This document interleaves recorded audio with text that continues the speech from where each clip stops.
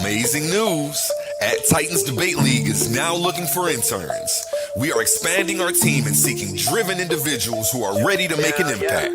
We're on the hunt for talented people to join our marketing team, a charismatic new host, and creative minds who can produce amazing content. If you have a positive attitude and are used to winning, because that's what we do here, then we want to hear from you. Join us and contribute to a culture of excellence and success here at Titans Debate League. Email us today, titansdebateleague@gmail.com. Looking forward to hearing from you. Where Infinity Gauntlet is a mere toy compared to the intellectual prowess build and destroy the cipher.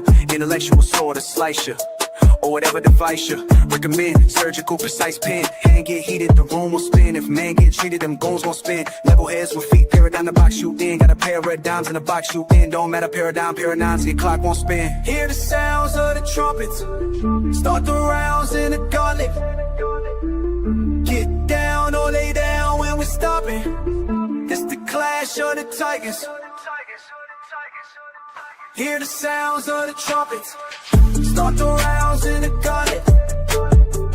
Get down or lay down when we storming. It's the clash of the titans. Hear the sounds of the trumpets, start the rounds in the gauntlet. Get down or lay down when we storming. It's the clash of the titans. It's the clash of the titans.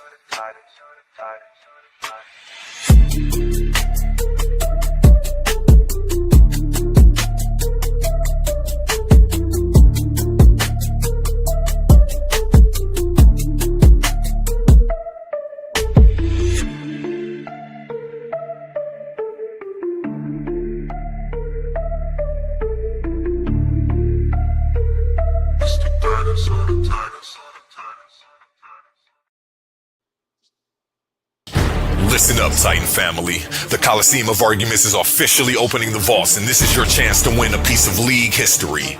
We're running a massive high-stakes t-shirt raffle, and these are not your average tees. We're talking an ultra-exclusive, limited edition, premium custom apparel that you can't buy anywhere else. Once they're gone forever. We're keeping the stakes high and the odds completely in your favor. Here's how it goes down. Tickets are only $2. The limit, $40 or 20 tickets per person to keep the playing field fair. The odds, we're picking a brand new winner for every 20 tickets sold. Think about the math. If you max out your 20 tickets, you are essentially guaranteeing a crowd milestone and forcing a new drawing. The more tickets moving, the more winners we crown back to back. Are you a $3.99 channel member? Then we've already got your back. As a thank you for holding down the foundation, every single $3.99 member is automatically getting one free ticket entered into the raffle. But don't just rely on that one ticket. Secure your stack, maximize your odds, and ensure your name gets called. These custom designs, from the legendary Debate or Die print to the official Titans Debate League emblems, are strictly limited edition. You don't want to be sitting in the chat watching everyone else flaunt their exclusive gear while you missed out over a $2 ticket. How to enter? Open up your Cash App. Send your entry to $Titans Debate League. Put your name/handle in the note so we know exactly who to crown. The clock is ticking, the tickets are moving, and the next 20 ticket milestone is closing fast. Lock your entries in now and claim your crown. Winners picked this Friday. Clash of the Titans 1.0. The finals are here. It all comes down to this. Out of 16 debaters, only 2 remain standing. Some fell because they couldn't defend their arguments. Some crashed out because their antics outweighed their intellect. Others simply weren't built for the pressure of the arena. But now, the smoke is cleared. The finals face off. Pandemis the African atheist versus Suave Boss. Before the final war of words, they meet face to face to choose the topic that will define the championship debate. $500 on the line. One winner, one name etched in Clash of the Titans history. Who has the sharper mind? Who can survive the pressure? Who will rise when the lights are brightest? This is bigger than debate. This is legacy. And for everyone who lost along the way, your chance at redemption comes when Tournament 1.2 launches. But right now, this moment belongs to the finalists. Clash of the Titans 1.0, the face-off, Saturday, May 23rd, prime time. be there to witness history. Are you not entertained? Live from Titans Debate League, it's time for Morning Coffee with Shadow and O.L.E.E.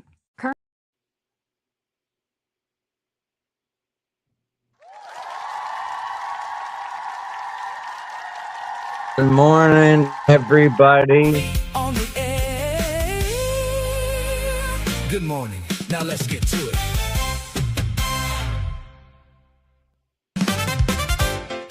Good morning, world. The coffee is hot, the headlines are moving, and the questions are wide awake. This is Morning Coffee with Shadow and O.L.E.E. Only world logic on the air. Morning Coffee. Morning Coffee. Wake up, tune in. Let the day begin. Sun coming up, fresh cup in my hand. News on the table, let's understand. Shadow got the stories, O.L.E.E. got the view. Breaking down the world in a way that feels true. Headlines moving fast, but we slow down the spin.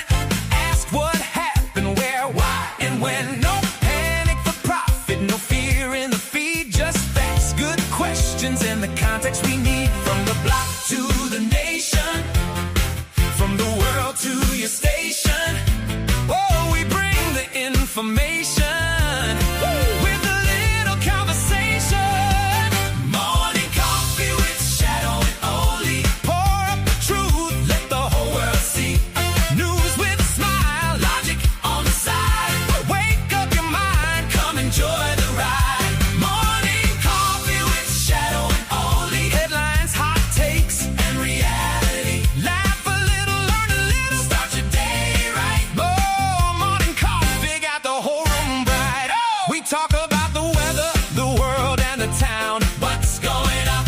What's coming down? Sports, culture, money, and the people in between. Making sense of all the chaos on the screen. Shadow brings the edge, O.L.E.E. brings the lens. Two voices in the morning like your favorite friends. No empty noise, no chasing the smoke. Just news with a brain and a well-timed joke. From the city to the country, from the serious to funny. Ooh, we keep it clear and sunny while the coffee keeps coming. Morning Coffee with Shadow and O.L.E.E. Pour up the truth, let the whole world see. News with a smile, logic on the side. Wake up your mind, come enjoy the ride. Morning Coffee with Shadow and O.L.E.E. Headlines, hot takes, and reality. Laugh a little, learn a little, start your day right. Oh, Morning Coffee got the whole room bright. Today's headlines, tomorrow's questions. A little humor, a little wisdom. A lot of coffee and just enough logic to keep the nonsense nervous. Morning Coffee with Shadow and O.L.E.E. Pour up the truth, let the whole world see. News with a smile, logic on the side. Wake up your mind, come enjoy the ride. Morning Coffee with Shadow and O.L.E.E. Headlines, hot takes, and reality. Laugh a little, learn a little, start your day right. Oh, Morning Coffee got the whole room right. Morning Coffee, Shadow and O.L.E.E. Morning Coffee, only world logic. Morning Coffee on the air. Good morning. Now let's get to it. What up, what up, what up? You know who it is. It's your boy, Jermaine Nugent, aka.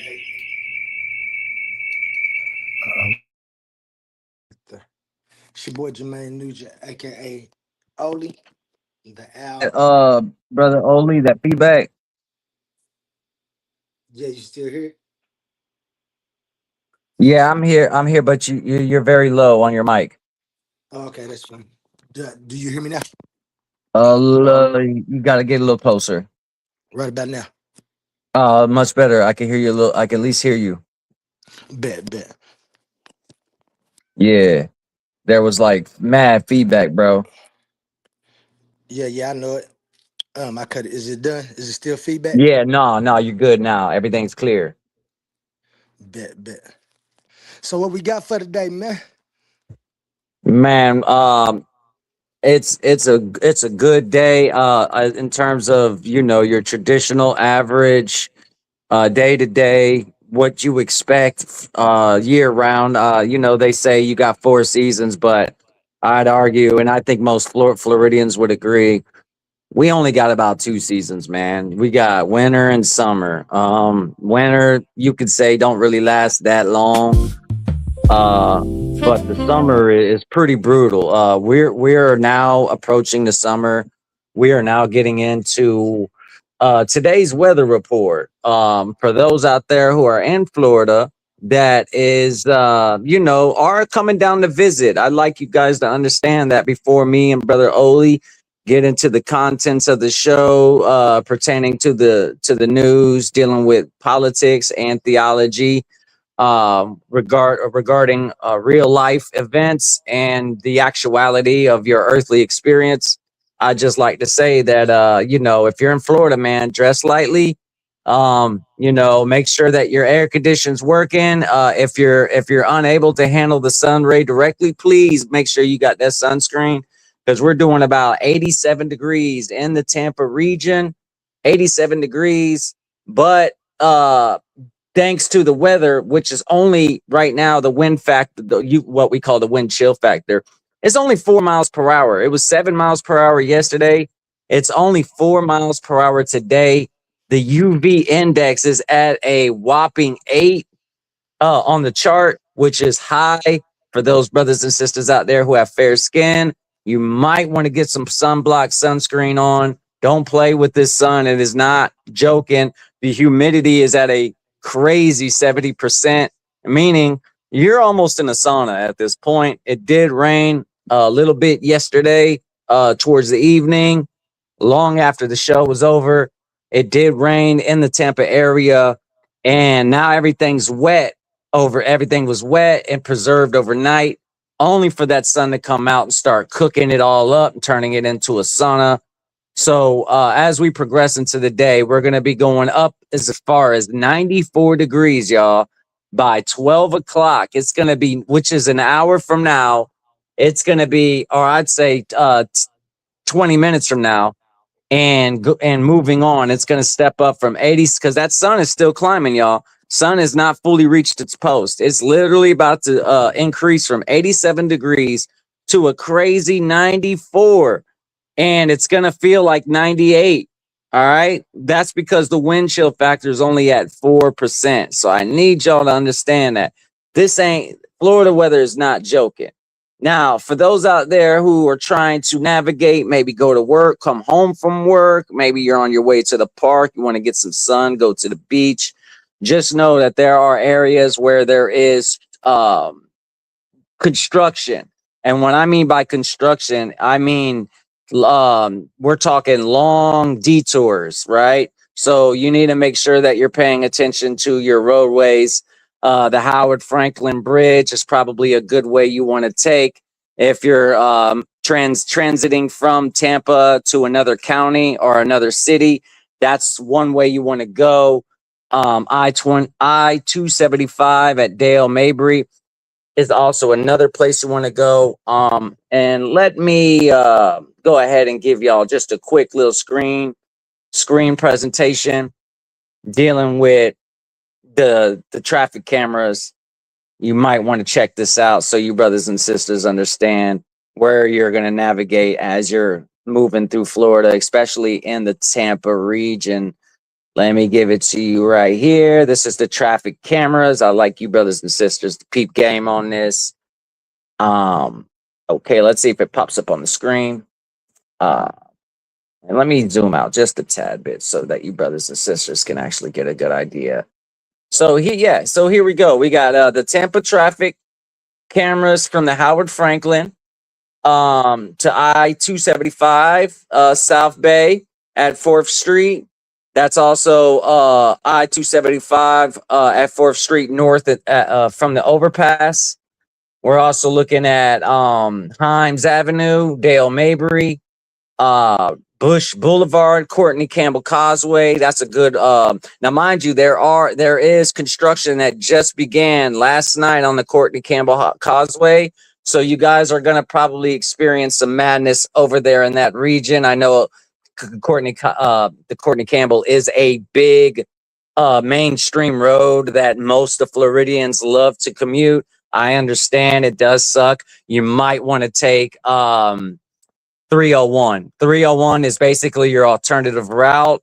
If you can't take Courtney Campbell, and I get it, 301's only got 2 to 3 lanes as opposed to Courtney Campbell. You've got way more maneuvering. But remember, Courtney Campbell is going through some detours right now with the construction. So you might want to take 301. And looking at the Skyway, I don't know if my screen is showing.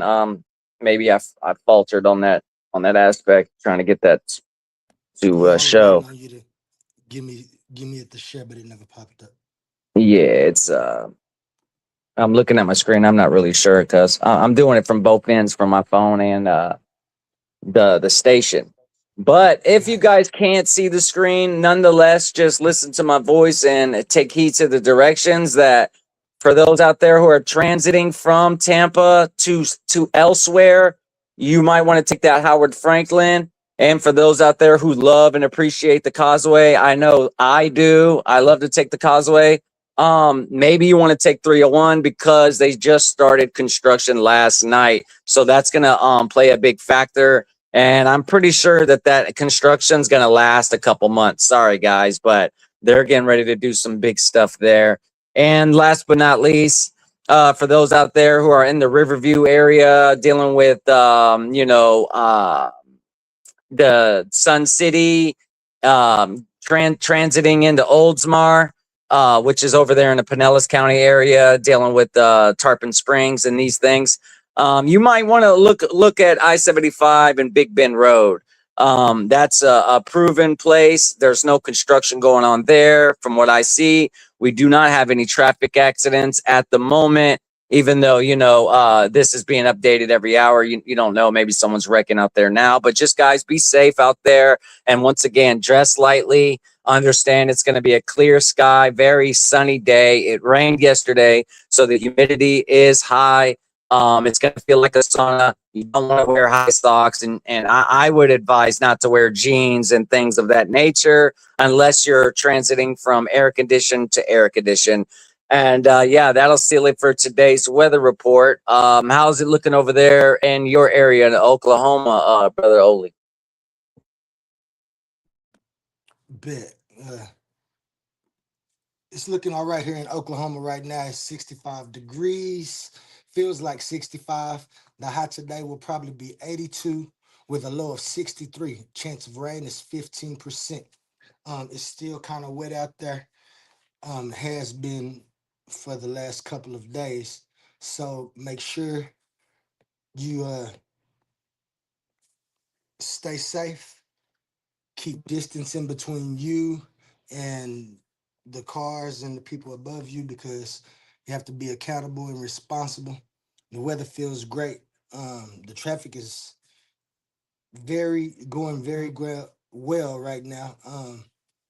It's rain still around I-35 and I-40 and I-44.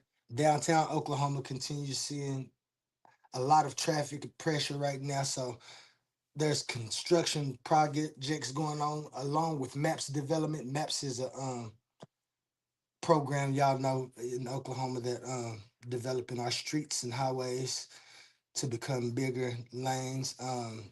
And most of it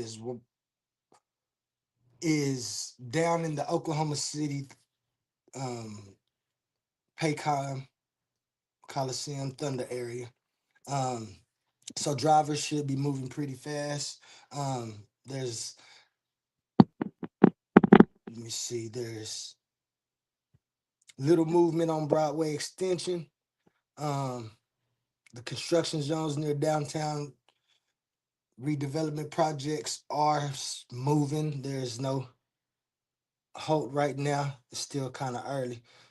People School is out, so it ain't that much traffic, buses on the streets. So the construction is going pretty well. I'd like to mention right between MacArthur and Meridian on the Northwest Expressway, all three lanes are down to one lane. Specifically, the left lane is the one that's open. I know it because I've traveled it this morning, and it's a lot of traffic and people not moving over. So make sure you stay safe out there in the streets. 65 degrees. Get out, Scissortail Park downtown, Paycom Center, and a lot of other things to do in Oklahoma. So we moving well right now. I want to say a while ago, Jose, one of the people in the chat, stepped in, and then he stepped back out. If anybody's in the chat, remember this is interactive, and if you want to step up and tell us how it's going in your city right now with the weather, traffic, we'd be much appreciated for that info. And back to you, Shadow. Most def. And brother Oli, if you can, going forward, just see if you could check the volume levels of your mic, or if maybe if you could step closer to it. But I want to hear what you're saying, brother. And you're very low on my end. I'm not. I guess we can ask. We got another brother in the room, or no? That's just us. I'm sorry. I thought we That's had just another. us. Okay, okay.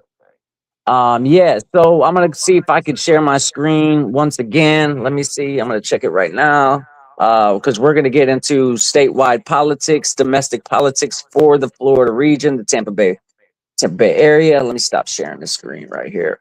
All right. So I click out of this, and we're gonna get into.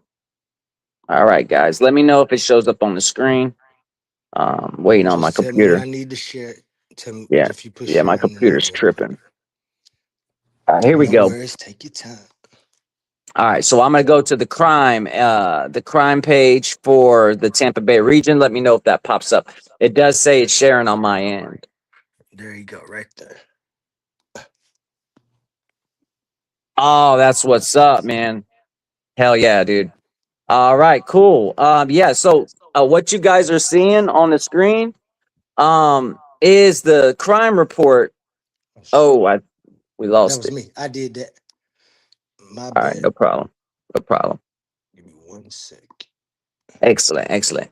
Okay, so if you guys are able to, if I have to, I'll blow it up a little bit, or I'll zoom in a little bit. You'll see that there's. Can y'all see that where there's fists? Those fists, right where I have my cursor at, those are representing assault with assault and battery.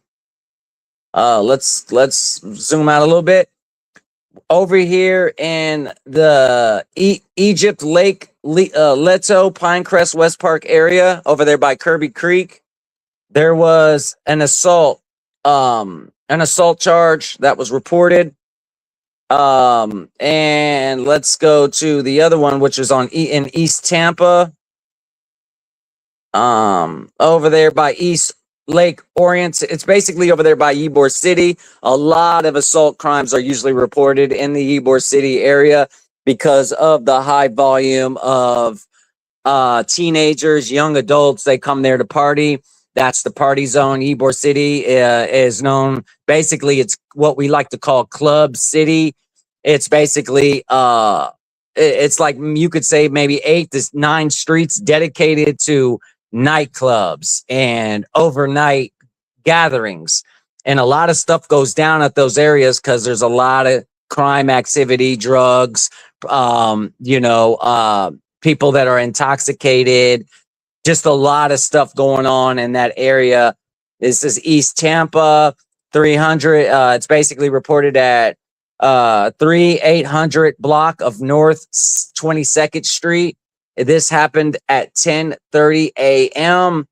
I don't need to get into the details. I just want you brothers and sisters just to get the main framework of things dealing with crime and where it's being reported.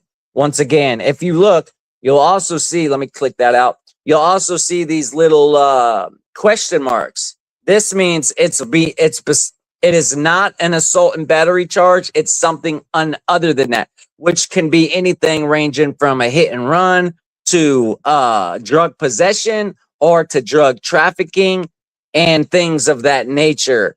So you have in this, just within this area, dealing from Temple Terrace to the heart of Tampa, which is over there by the University of Tampa by in Hyde Park, the which is like down the street from Tampa Heights, which is pretty much in the neck of the woods of Ybor City, dealing with the clubs at night. Ybor City gets very packed, guys. Ybor City is a wild place to be at night for anybody that doesn't know Florida, and you're coming to visit. You want to know these things. You don't want to be on foot walking around at Ybor at night, especially if you're just trying to mind your own business and you're trying to go about your day in a lawful and meaningful way. This is not the place you kind of want to do that at. It's better if you're in a car and you're kind of just going, you got to mind your business out here in these streets at night, most importantly. And here's the list of the crimes as we have it right here. A lot of it ranging in the morning times. A lot of it happened around, I guess this is the latest update, happened at 10 a.m., right? Which is about a couple hours from now. Happened at 10:39, 10:31, 10:24. Yes. So all of this is all occurring within this region of Ybor City in in central Tampa. Mind you, there's a little bit, stemming outside of Tampa. You could say as far as Temple Terrace, but it's in a car you're pretty much ranging in the network of a 30-minute travel to a 45-minute travel in between to these destination points of which crime is being reported. So be careful out there, guys, when you're dealing with Florida, most importantly in the Ybor City area, at night to sober up. There's still reports being going on in that area. So be careful, guys. And with that being said, that wraps up for the crime report in Tampa. I wonder how it's going down over there in Oklahoma with you, Oli. What's popping off in your neighborhood?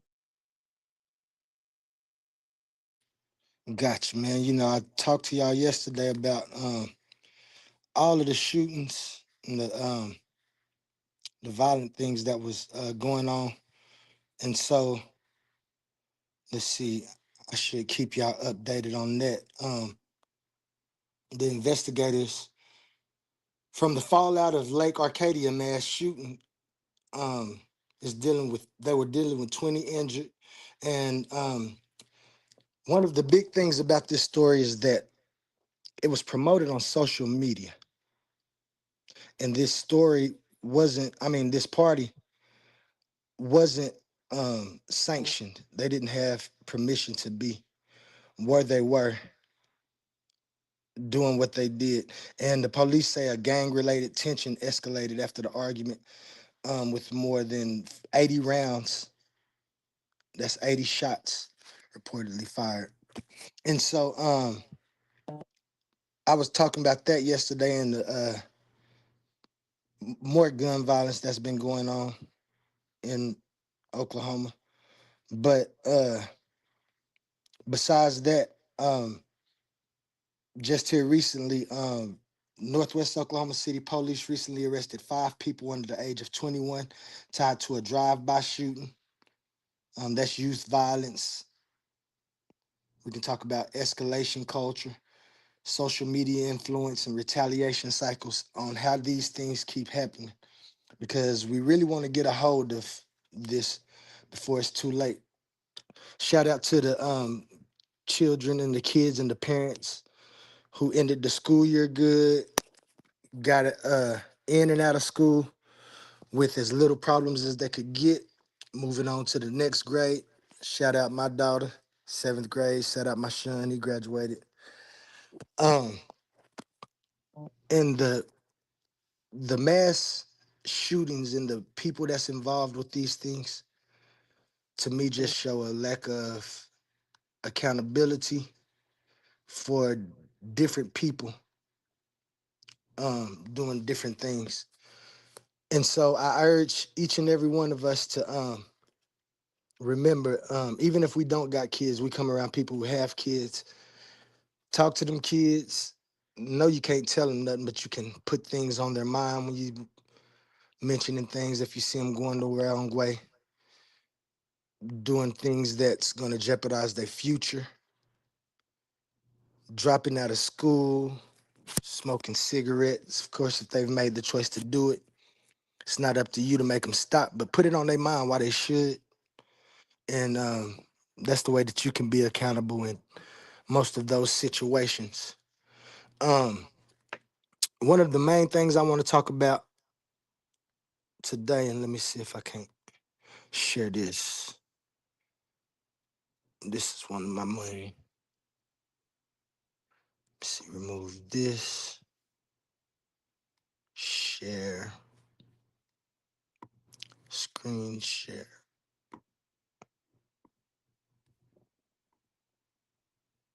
It's this guy right here.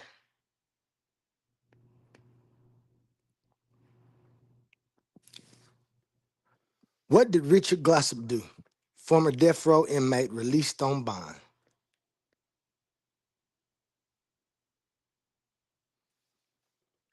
Now, we'll look at this picture first so y'all can see his stock. Um, this is via the Oklahoma Department of Corrections. Key takeaways that we're going to learn about this for the accountability in Oklahoma is some of the ways that our system has been working. Now, accusations and conviction. Glossop spent nearly 30 years on death row for the 1997 killing of his boss, Barry Van Treese, maintaining his innocence throughout. His alleged accomplice, Justin Sneed, claimed Justin hired him to commit the murder. Conviction overturned in February 2025, the U.S. Supreme Court overturned his murder conviction due to false testimony, withheld evidence, and destroyed records, ordering a new trial. Now, he did this 3 times. He's been on death row and ate his last meal 3 times. But we get to this main part right here. It says released on bond. In May 2026, Glossop was released on $500,000 bond, funded by none other than Kim Kardashian. And that's real big to me. That's Kim. Under conditions like electronic monitoring and travel restrictions while awaiting retrial without the death penalty. So they're giving him a new trial, and this time they're going to let him bond out. So I'm going to try to read this quick. I really like to read to myself. I can read fast when I'm reading to people. It's like I'm telling a story. So, after spending nearly 3 decades on death row, Richard Glossop was released on bond as he awaits a retrial in a 1997, that's the year I graduated, killing of his boss, Brian Van Treese. The case has drawn national attention with Kim Kardashian paying for his release. In light of his release, U.S. Weekly breaks down what Glossop has been accused of and why his conviction was overturned. What did Richard Glossop do? Glossop has spent nearly 3 decades behind bars after he was initially found guilty of killing Treese. However, he has always maintained that he was innocent. O.J. Simpson posed an unpredictable threat to the Kardashians for decades. I don't know this. Glossop worked as a handyman at an Oklahoma City motel owned by Treese at the time of the killing. During the initial trial, Glossop's alleged accomplice, Justin Sneed, claimed that the handyman hired him to kill Treese and offered to pay him $10,000, according to the Associated Press. So that sounds strange first. He a handyman that got $10,000. Okay, Sneed.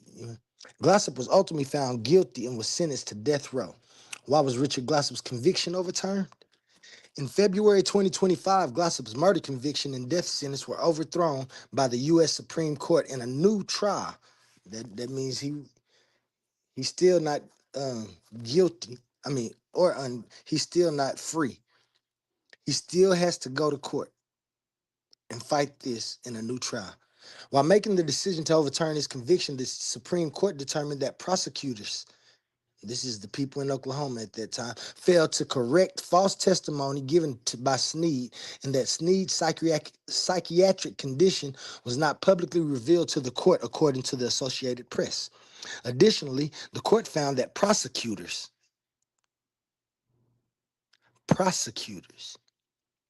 most of the prosecutors are placed in their position by the attorney general of that state attorney general. But the prosecutors destroyed evidence and withheld witness statements during the original trial. Glossop was released from prison in May 2026. Judge Natalie May ruled that Glossop was eligible for bond on the May 14, 2026, and could be released on $500,000 bond. They don't want nothing but money. They knew he could get the money because over the years he's had a lot of people come in and support him in different ways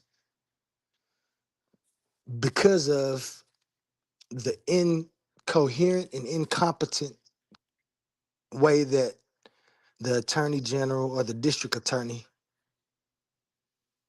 the ADA, that wouldn't be the ADA, and his minions presented and fought this case simply to get, well, maybe simply to get a guilty plea, but who knows?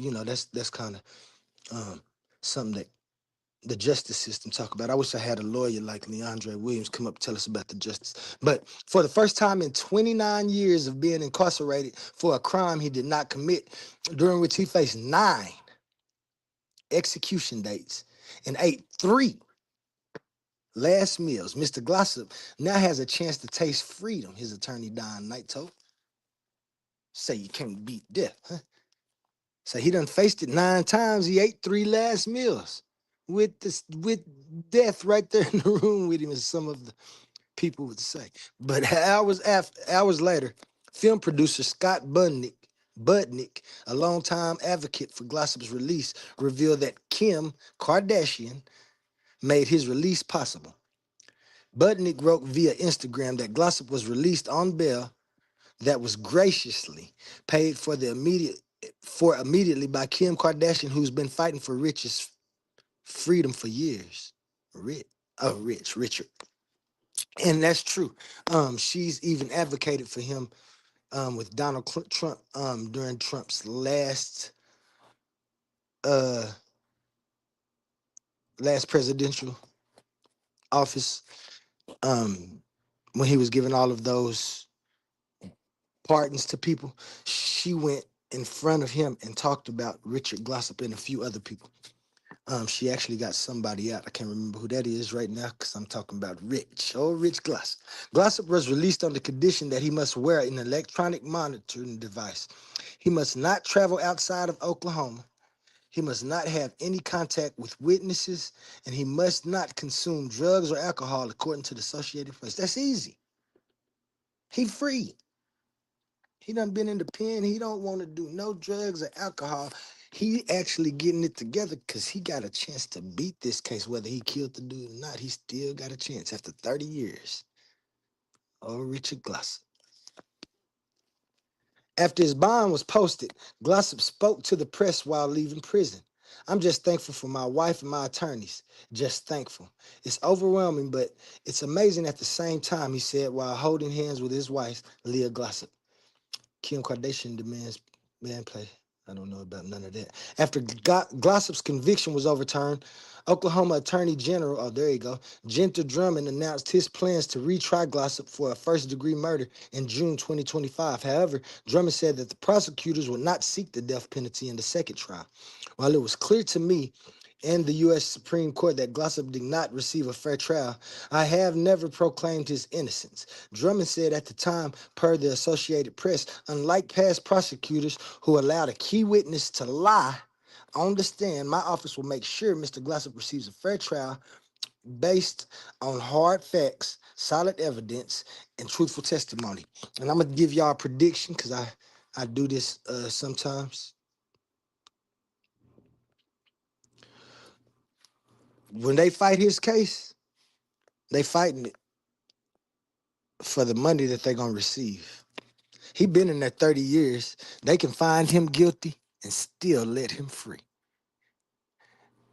That ADA, Mr. Drummond, is always eligible to receive funds from people, just like Governor Stitt I showed yesterday when he spoke to that lady, when he spoke for that lady and got her off of out of jail in 73 days, out of the penitentiary in 73 days because of her money. He got Kim Kardashian giving money, been giving money. There's no, I probably can't even imagine the people that's behind the scenes helping, the people who want to write books about it. When you get out, let us write your story, Mr. Glossop. So even when we see this trial, y'all make sure y'all watch this, because this is just a prediction from O.L.E.E. You know what I'm saying? I might be wrong or something, but you watch and you see if you don't see Glossop being free or being found guilty and then getting a time served sentence and still living happily ever after. And that's my moment in Oklahoma for today. That's the big story that I was talking about till we get into the politics. You there, Shadow? Excellent, excellent. All right, all right. So I'm gonna see if I can go ahead and share my screen once again uh, to give my side of the statewide politics. Um, let me see if I can do this. Here we go. I'm going to bring up a case that I felt, I felt compelled to share with to everybody, Floridians alike. If you're listening, tuned in, and you're not from Florida, you might want to peep game on this because this is kind of tying into the geopolitical landscape of things. Let me blow it up for you guys so you can kind of read it a little bit better. I hope you guys can get it. Okay, good, good. I think you guys can read that. All right. First, let me take you into the picture real quick. Bada bing, right? This is Lieutenant uh, Colonel Luis Raul Gonzalez Pardo. He's on the left. So he's the guy. Let me give you the cursor real fast. This guy right here. If you can see my cursor, that guy right there. What is going on? And on the right is Lorenzo Alberto Perez. Both are MiG pilots in the Cuban Air Force, not the American Air Force, guys. I need y'all to pay attention to that, okay? Cuban Air Force. This is an undated photo included in the This is for the federal indictment against former big news here, guys. This is big news. This is an indictment against a former sitting current. I'm sorry. This is an indictment against a former sitting Cuban president who goes by the name of Raul Castro. Raul Castro, right? For almost 10 years, a retired Cuban Air Force pilot, Lieutenant Colonel Luis Raul Gonzalez Pardo, traveled between Cuba and Florida, entering the United States. And here's the problem, without revealing his military history, and he was flying under the radar. He was going unnoticed. That was until his arrest, which occurred in November, when he was accused of failing to basically disclose, aka sharing his U.S. immigration forms, that he had been a member of the Cuban Air Force for nearly 30 years. So this is big news when it comes to we were talking about the immigration policy yesterday, the open border policy that the Democrats have been enacting for quite some time, most importantly through the Obama administration, both terms. Um, when you come into our country, you have to go about it in a legal way. You have to register as a foreign entity that is A, seeking asylum, B, some sort. What are you here for? You have to state your cause. The issue is if you come into our country and you're an immigrant and you are coming from X whatever, you have to list certain things that are vital pieces of information that is most critical when it comes to your chances to gain citizenship. If you are an active or ex-military member of whatever government that you are from the nation you are coming from, that's vital information. That's information that the United States does not take lightly for withholding. You cannot withhold this information. If you are in special forces, or even if you were in some political position, if you were a governor, if you were a member of some type of parliament, if you were, most importantly, if you're a president, you got to list this information down. If you leave this information outside of your forms and you fail to acknowledge that you were a participating member of the military or some active governmental entity, um, you're going to get a lot of pressure. You're going to get a lot of pressure on you. They're going to come at you like you're a spy. Now you're in trouble because you did not release that information, which is critical. So to make the story brief, let's just move it forward, right? Uh, for 30 years, he pleaded guilty in January to immigration fraud. That's what he was charged with. Uh, it's scheduled to be sentenced on Monday, on May 28 in the federal court of Jacksonville, Florida. Mr. Gonzalez Pardo, 65 years old, jailed, can receive up to a maximum penalty, which is, guys, let's be honest here. This is actually light. This isn't.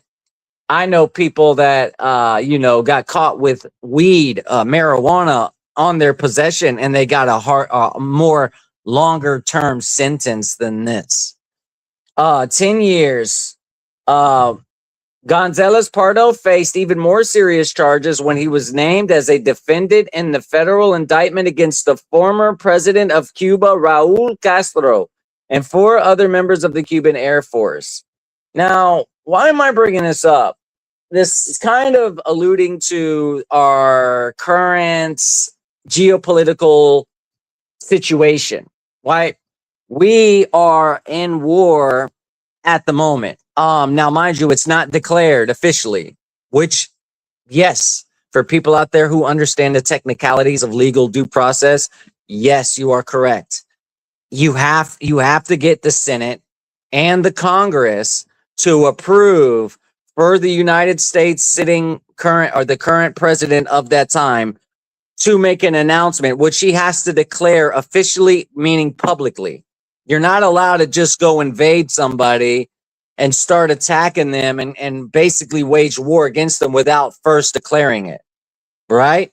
Because in terms of international law, in terms of geopolitics and how all nations form agreements, if a nation attacks another nation without declaring officially without declaring publicly that it's war, then in layman terms, that's equivalent to sucker punching somebody, right? If we're sitting in a bar and you see somebody just haul off and punch another person without at least saying, "Hey man, put your hands up, I'm going to fight you." If I punch somebody and I don't tell them that I'm going to punch them, that in terms of an external witnessing, that's a coward's move. It's very cowardly to attack somebody without letting them know you're going to attack them. It's cowardly. That's what we call sucker punching, because that type of punch only belongs to suckers. You're a sucker if you got to do it that way. The real man way, the honor, the code of the samurai, the code of the man is hey, I got a disagreement with you. I got a problem with you. I need you to settle this problem or else we got to fight. Now, that is a man's way of conducting himself through a disagreement. I'm letting you know this is what it is. And if you don't like it, well, then we got to fight to settle it. Now, if I just punch you and I don't tell you that now that's a sucker move. That's a coward act. That's why the United States right now is not in a war, because we've never declared it. All we did was make our position, hey, we're going to do an operation. This is what the Russians did for Ukraine. Instead of declaring war openly against Ukraine, the president of Russia, Vladimir Putin, he said, I'm going to conduct a special operation. That's what he said. Now that special operation is currently in progress. It is yet to be concluded. Therefore, some people could say, well, that's a war. Yes, essentially it is. But that's just showing you where we're at right now. Geopolitically, even in terms of legal proceedings, the nations right now aren't fighting fair. Every nation right now, even America, I have to say it. I'm an American. I'm a patriot. I hate to say this, but we're sucker punching other nations. We're basically saying, hey, we don't want you to build nuclear energy. We're just going to, come in there and knock that down. But then it turns into, yeah, I know that you don't have your nuclear energy anymore, but now we want you to do business this way. We want you to do this. Essentially we're lying, and we're going about it like a sucker. So essentially that's where we're at. The Cuban interest right now is that we have pitted we have basically monopolized them. This whole indictment against the former president, that is not random.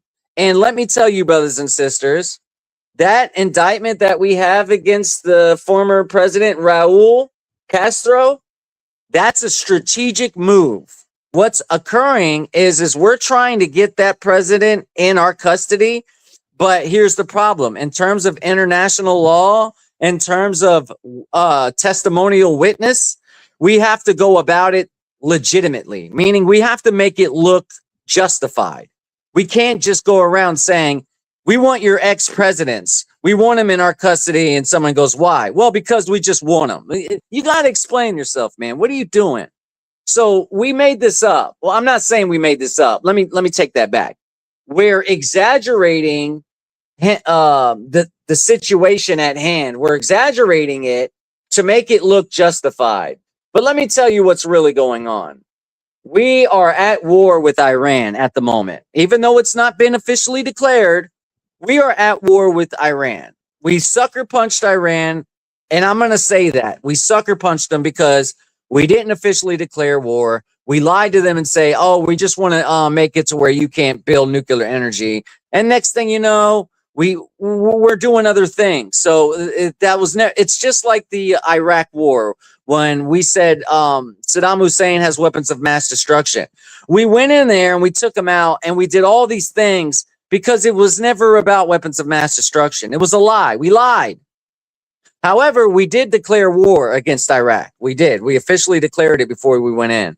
But we lied about the whole thing. It was never about weapons of mass destruction. It was about a bunch of other stuff. Now, anyways, where we're at right now is, and I'm going to land my plane very soon, is that we as the United States, we are effectively and currently actively, we are looking to monopolize the energy, the oil.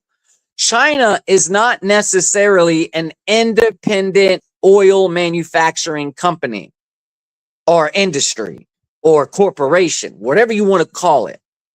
Their nation is about 1 billion or more. They have a lot of people, okay? They probably, I would argue, next to Russia, their population is probably up in the top three most populated countries, continents, in all of America, in all of the world.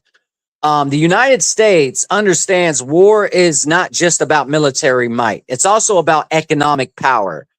And I like to simplify it like this.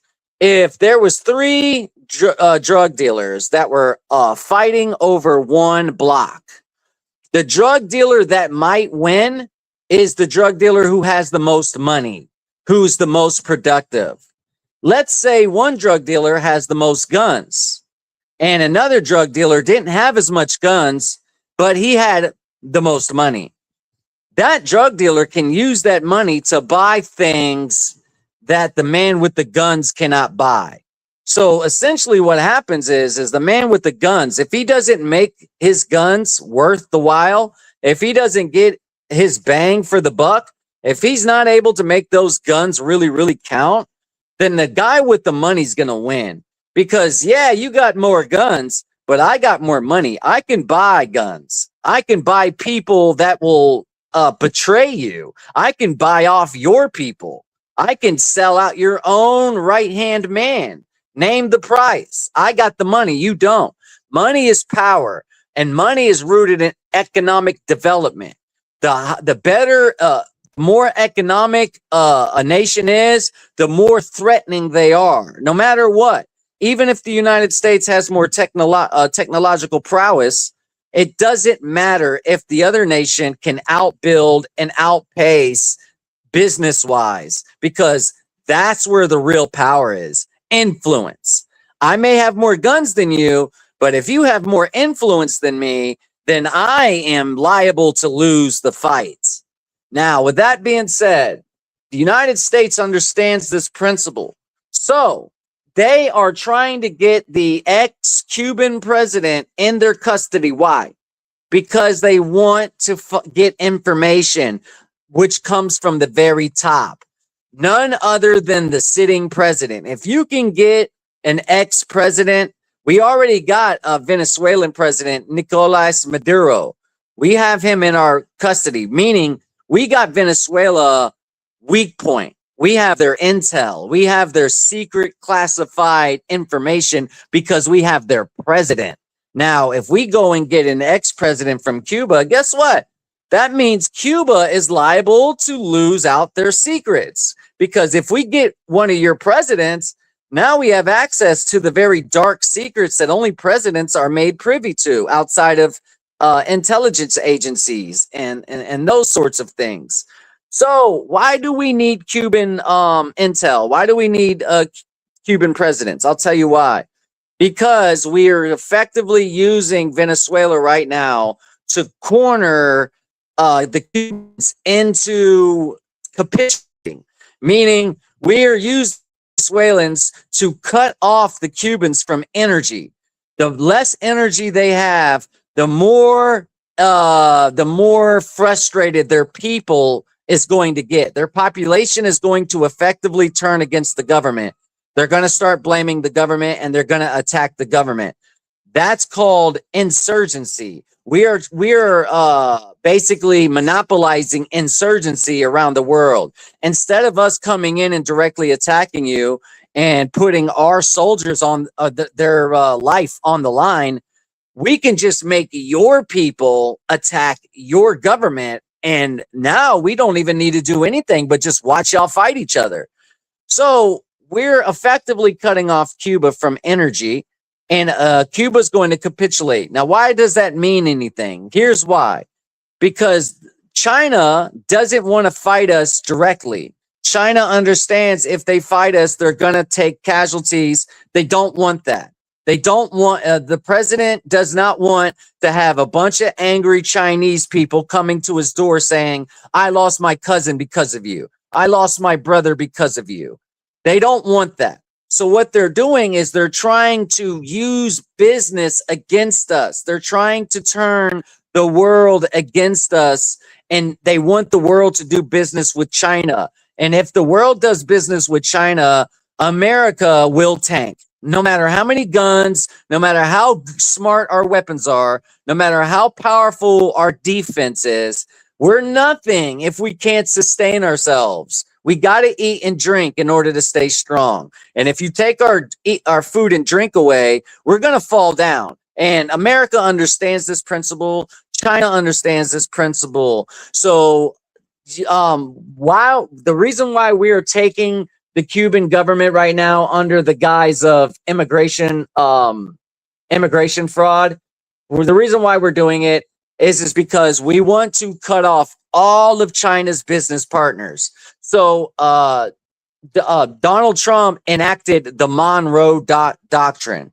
The Monroe Doctrine essentially states that we, as the United States, for our own interests, for national security, we are allowed to check everybody in our neighborhood, meaning South America has to answer to us under the guise of national security. So that's why Nicolas Maduro got abducted overnight.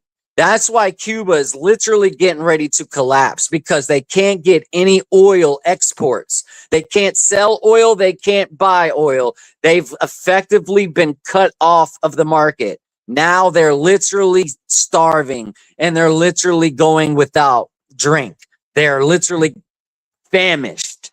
And the more and more they do not capitulate, the longer and longer they try to do business with China, the longer and longer they're going to suffer, and the more and more hostile their own population is going to become, effectively going to turn against the government. That's what the United States wants. We want their people to turn against the government. That's what we're waiting on. China knows this. So China's trying to figure out a way to stop us from doing what we're doing without going to war with us directly. I would argue that China's failing dramatically right now. Russia is bogged down by Ukraine. That is not a mistake. Russia had to attack Ukraine because the United States was making moves that was going to undermine Russian political influence. Russia knew it. Russia knew that there was no other way out of this. They had to make a move. So they did. Russia now is starting to deplete. They're losing ammo. They're losing money. They're losing life. They're draining themselves fighting Ukraine. Now, mind you, Ukraine is completely, I would argue, they're pretty much destroyed. But the United States is using mercenaries from all over the NATO countries to go in and pose as Ukrainian. If you see an Englishman fighting with the Ukrainian flag on his arm, you can't tell if he's Ukrainian or English, not until you shoot him dead. You don't know they all have blue eyes, blonde hair, brunette, brown eyes. You don't know if he's Ukrainian, if he's English, if he's Poland. The United States understands that, and they're using it effectively against Russia. Now, Russia and North Korea are fighting against that proxy because North Korea answers to China.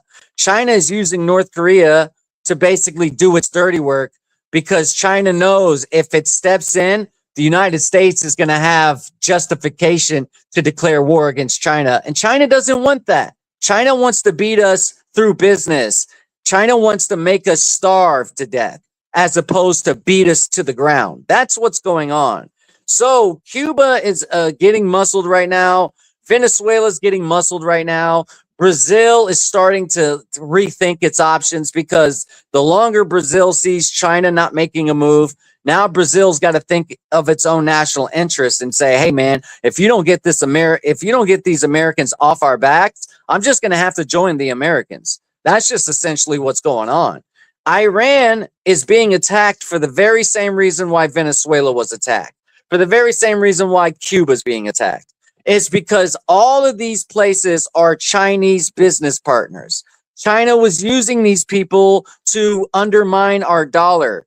That's why things have been expensive since 2000, and I would argue since 2016. Everything started to turn to shit. That's why Donald Trump started running for president in 2016, because he knew that if somebody doesn't get in office and put American interests first, I argue with, and I will tell you this, and I'm going to land my plane here. If we don't have somebody like Donald Trump or somebody like him, I promise you, we won't last another 4 years. We will go out the same way Cuba's going out right now. We will go out the same way Venezuela did back in 2013. It will not be pretty. It will be very gross and disgusting. You don't want that to happen. Even if you don't like the government, even if you got, let's say, a racial tension towards the opposite ethnicity, I promise you, for the sake of your children and the sake of your loved ones, you don't want our government to lose because it will be hell on earth. You think prison is bad? You ain't seen nothing yet. And with that, I land my plane.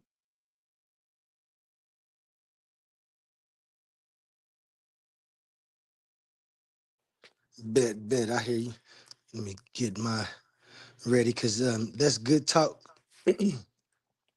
Cuba, Venezuela, oil, Iran, the Middle East.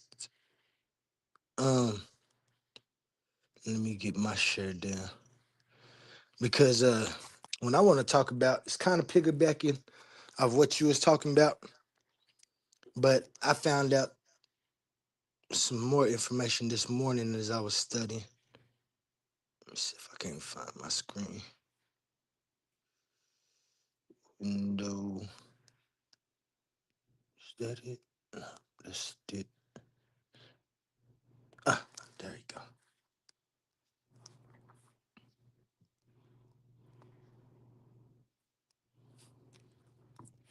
Get that off of there. Y'all don't want to see that, I'm sure. So, And make sure you step into the mic just a little bit, brother. I'm struggling to yep, hear you. yep, got you. I'm just setting this up.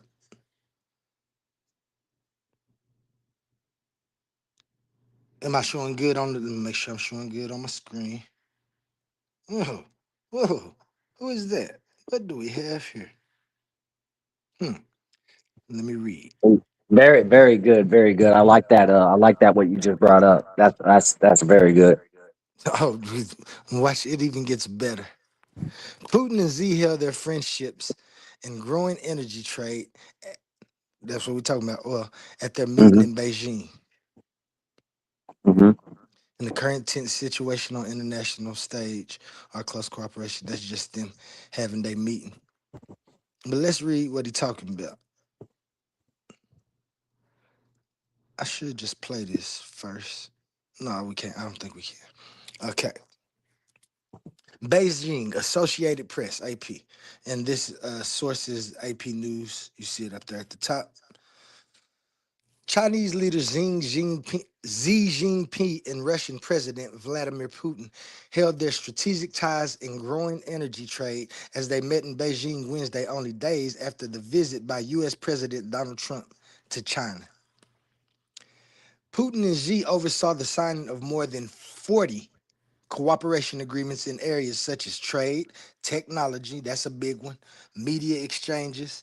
They stressed their growing trade, particularly in oil and natural gas, that's a big one I'm gonna get on, and declared themselves aligned on international relations. The country's ties had reached the highest level in history, Z said, after the signing ceremony, speaking to members of the delegation and journalists. The two sides also agreed to extend the friendship treaty first signed in 2001. Mm. Putin told those in the room that the driving force behind economic cooperation is Russian Chinese collaboration in the energy sector. Amid the crisis, Amid the crisis in the Middle East, Russia continues to maintain its roles as a reliable supplier of resources, while China remains a responsible consumer of these resources, Putin added in apparent reference to the U.S. war in Iran. Xi stressed the need for a complete cessation of hostilities in the Middle East, according to Chinese state media. So does that mean that Russia and China about to try to stop our war? Even though Russia got a war right there. All they doing is supplying weapons to Iran, just like America was supplying weapons to Ukraine. But that's on another level. That's where the big money talk come. And I don't think people ready for that. An early end to the conflict will help reduce disruptions to energy supply stability, the smooth flow of industrial and supply chains, and international trade order. In the evening, Xi and Putin had a conversation over tea in the Great Hall of the People, where the Chinese leader expressed confidence in continuing to strengthen the relationship between the two countries, according to the state media. Putin, after Putin later left for the airport and departed on his official plane. The growing trade relationship. China became Russia's top trading partner after Moscow's full scale invasion of Ukraine in 2022. Beijing said it is neutral in the conflict while maintaining trade ties with the Kremlin despite economic and financial sanctions by the US and Europe. Russia and China don't care. China is also a top consumer for Russian oil and gas supplies, and Moscow experts the war in Iran to increase the demand. There was no visible progress, however, on the prospective power of Siberia to natural gas pipeline that Russia has pushed to boost exports in China.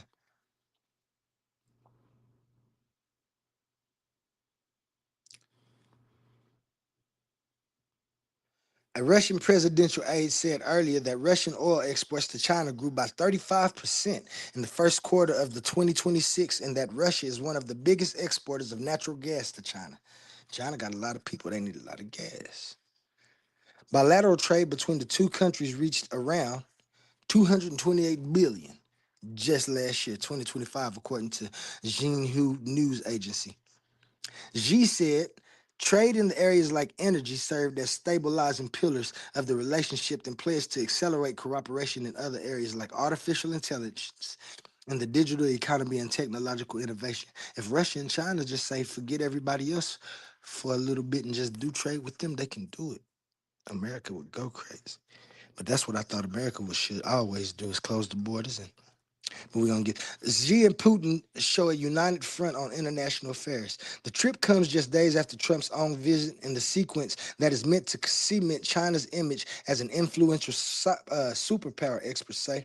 The message is clearly one that China maintains friendship and strategic partnership with whichever power it likes, and the U.S. is just one of them, said Steve Zhang, director of the SOAS China Institute at the University of London. Putin also described China and Russia's cooperation in foreign policy as one of the key stabilizing factors on the international stage.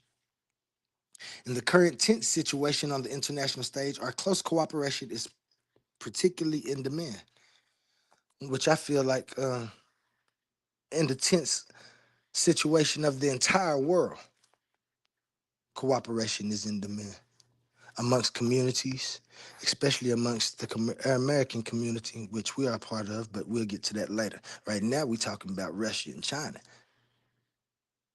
the people we have problems with.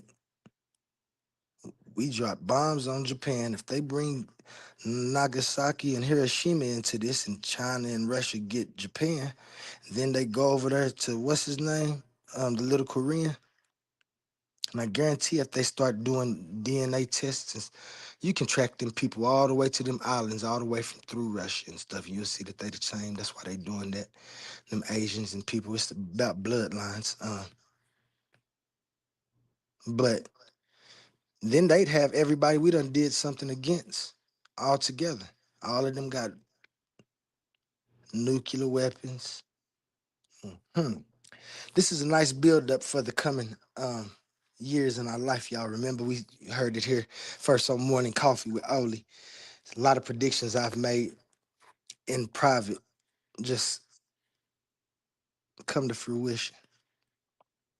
I forgot where I was. I was just trying to give y'all a main scale on how the power is moving and who we need to look at, how we need to protect ourselves. Our allies are all in the Middle East. Russia and China don't have to go through the Middle East to get to America. As I mentioned, Korea and Japan, if they all start cooperating with Russia and China. But China said up here that don't worry about none of that. Everybody just business partners. We mess with who we want to. We ain't supposed to try to do nothing to anybody. In February 2022, just weeks before Russia invasion of Ukraine, China and Russia announced a no limits partner. That's in America, we know no limit is who? Master P. And we know when he started his no limit, where he at right now. He rich. they starting a no limit partnership, you know, it's on the same grounds. It might not be the same thing, but they on the same grounds. Get it. Beijing says it's neutral in the conflict, though it in practices it supports Moscow through frequent state visits, growing trade, and joint military drills. That's real big. China has also ignored demands from the West to stop providing high-tech components for Russia's weapons industry. China has also ignored demands from the West to stop providing high-tech components for Russia's weapons industry. So when you look, I don't know if anybody be looking, I have.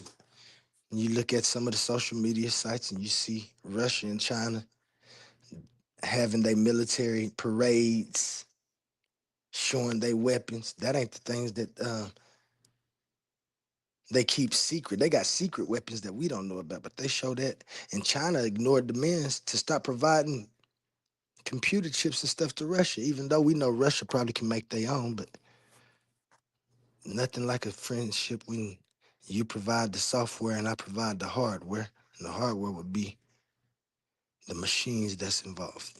Anyway, that's just me thinking. Remember, this the morning coffee. My coffee running through me. Putin invited Z to visit Russia in 2027. Damn. He invited him from the future and said he would take part. How they know they still gonna be in power in 2027?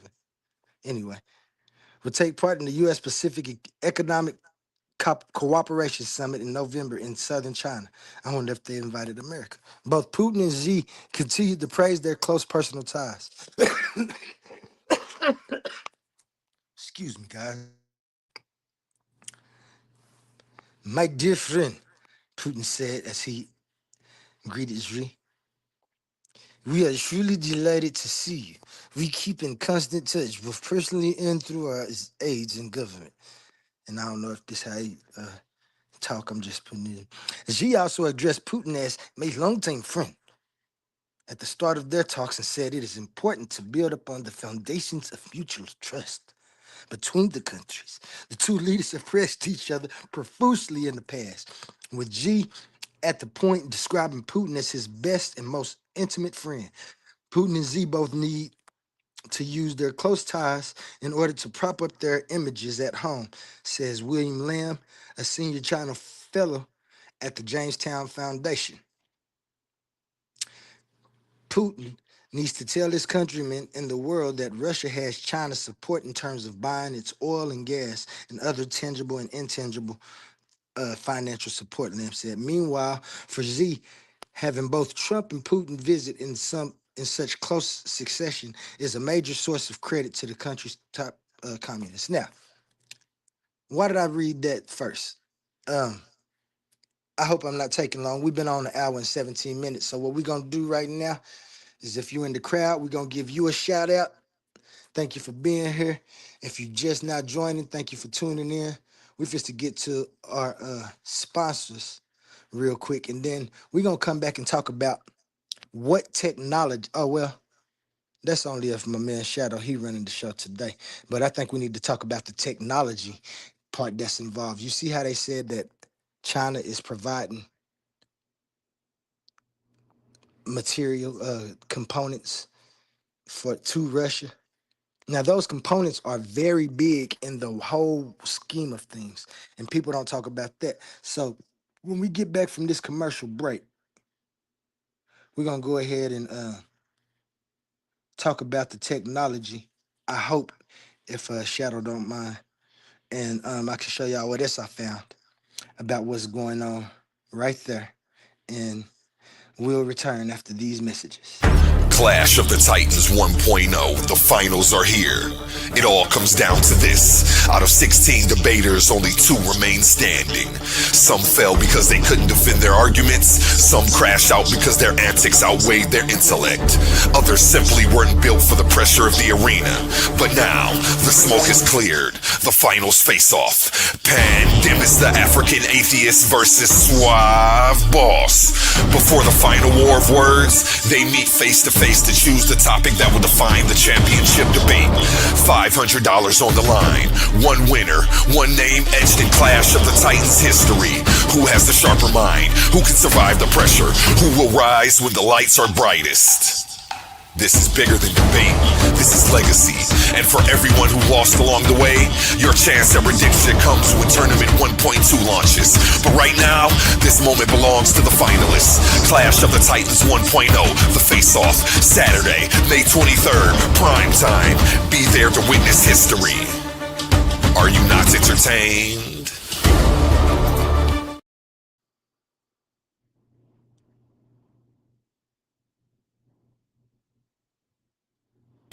Attention all debate fans. You've been watching, you've been arguing, you've been picking sides. But now it's time to level up. From this point forward, all debates on this platform are going members only. That means the hottest clashes, the wildest arguments, and your favorite personalities going head to head will only be available to subscribers. You want real scholarship? You want the smoke? You want the unfiltered action? Then don't get left outside looking in. Sign up today for as low as $3.99 and get full access to every debate, every moment, every knockout argument. This is Titans Debate League, where legends are made and debates get real. Join now or miss out.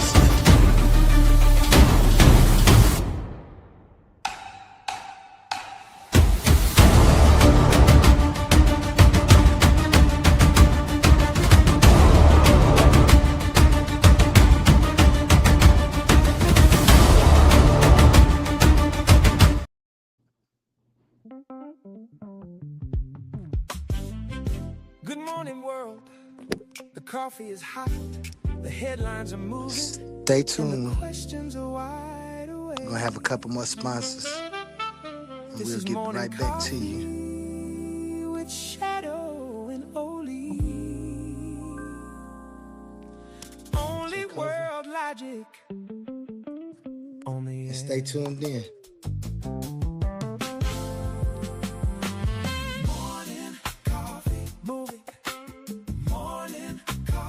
Wake up, tune in, let the day begin.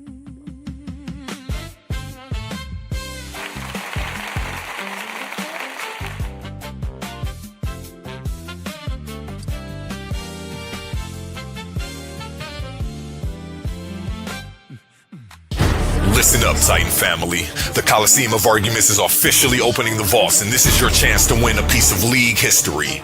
We're running a massive high-stakes t-shirt raffle, and these are not your average tees.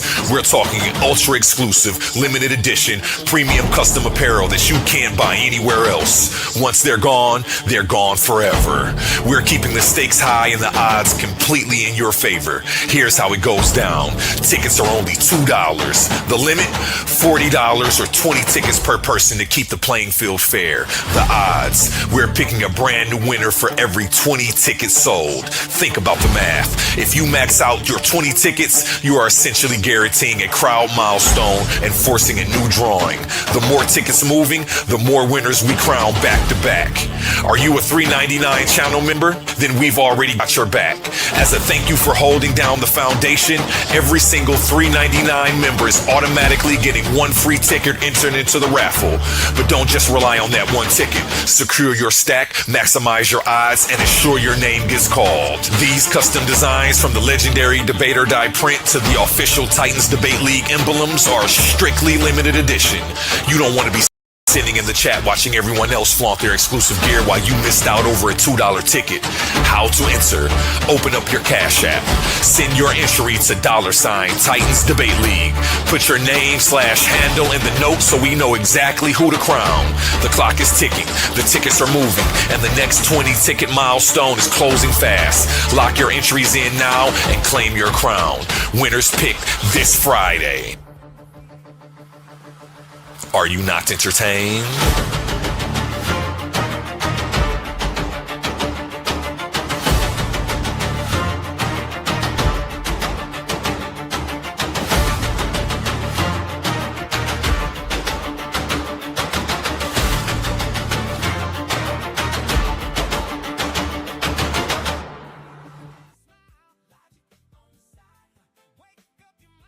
Come join the ride. Morning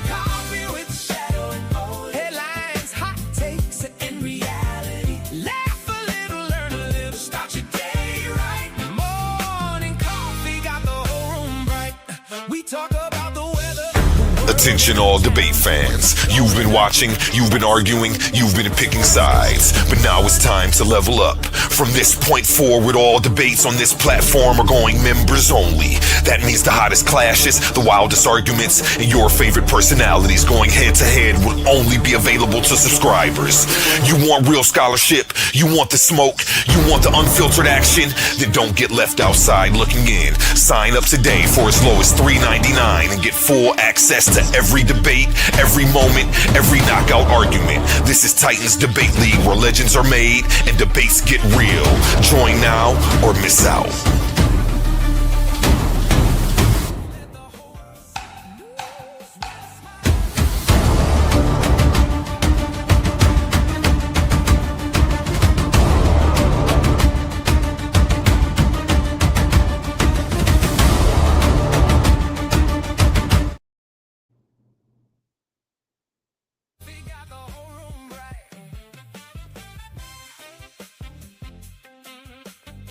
All right, all right. We back from break. Shadow, you there?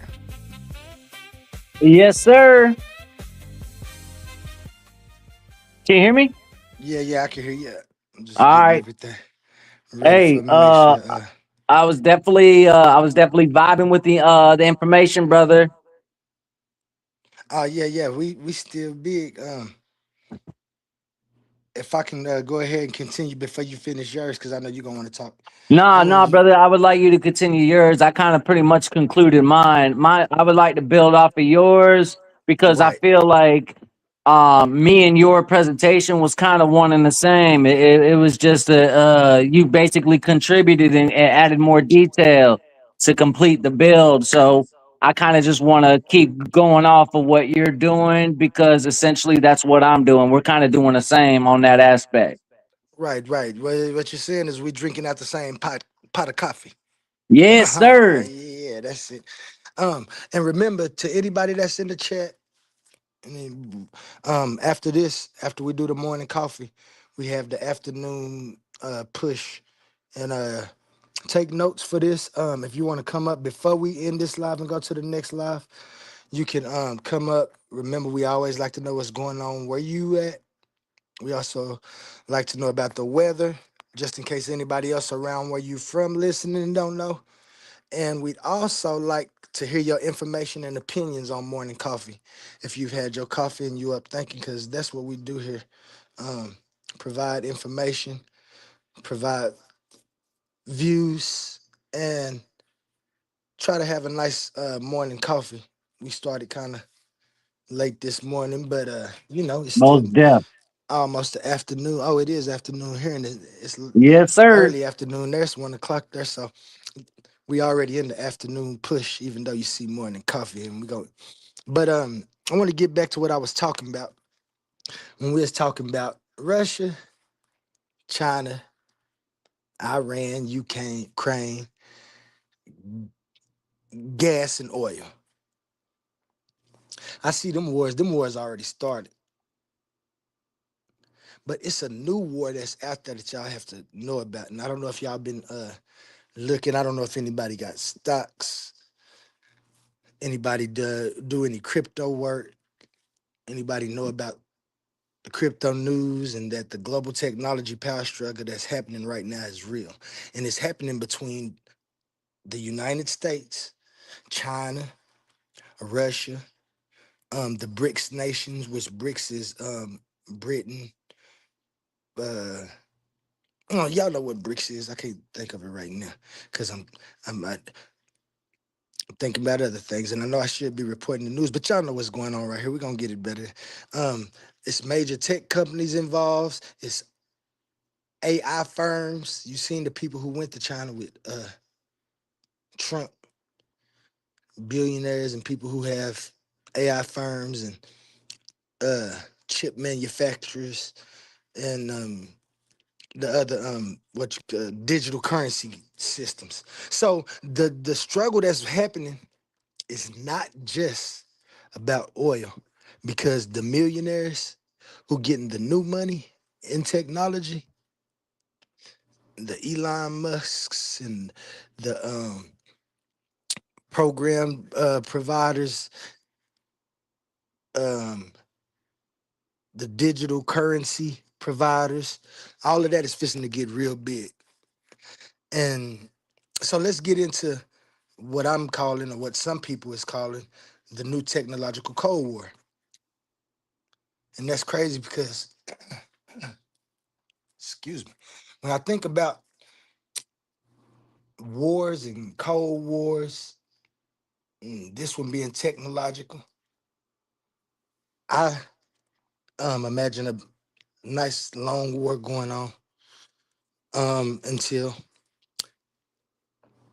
people understand that with the creation of AI, you have some people on different levels when it comes to what you call intelligence and the way you move. But then if somebody has access to that AI and they ask that AI the right questions, they can get just as smart as you in that moment. And people don't like that. But and this is what's going on with the microchips and the crypto and things, because the United States is trying to slow China's AI growth by restricting access to advanced AI chips and semiconductor technology. Now, this is technology that we've had trade with in previous years. We've always traded with them. But once China start making their own technology, those people that I told you that came over to China with Donald Trump, Yeah.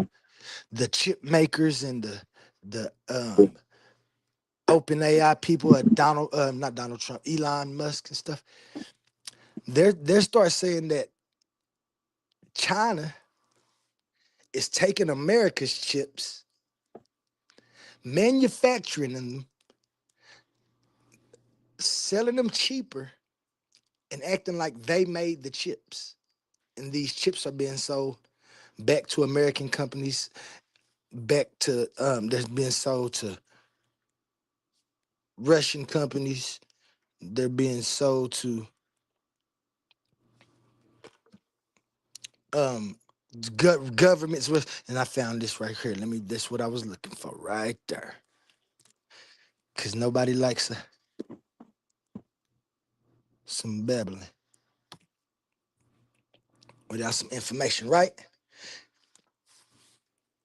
Most definitely, brother. Most definitely. I'm peeping game. This is Just Yahoo so Finances. Yahoo Oh, my bad. Finance, yeah. Go ahead. Was you Oh about to no, say no, something? I don't wanna intrude on what you I'm Oh, just okay. trying I to got like you. I got you. yeah. Yeah, yeah. Trying to make sure we Trump tariffs live updates. Trump says China can't have Nvidia, Nvidia's top AI chip. Supreme Court case looms. And I just actually got some stock.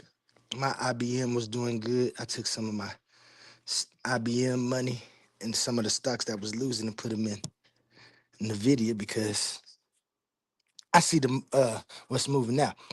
President Trump said that the most advanced Nvidia NVDA chips will be reserved for U.S. companies and kept out of China and other countries. In comments to reporters aboard Air Force One, Trump said only U.S. customers will have access to high quality NVIDIA Blackwell chips, the most advanced. We will not let anyone have them other than the United States. Uh oh. Uh oh. The White House released a fact sheet this weekend with more details about the trade agreement ironed out between Trump and China's president Xi Jinping in South Korea last week. Oh, I didn't know that was in South Korea. So Trump didn't get to go to Beijing. Oh no, he wouldn't land there. He would land in South Korea. He got more protection there. Oh, okay, I got you. I got you, Trump. Most def.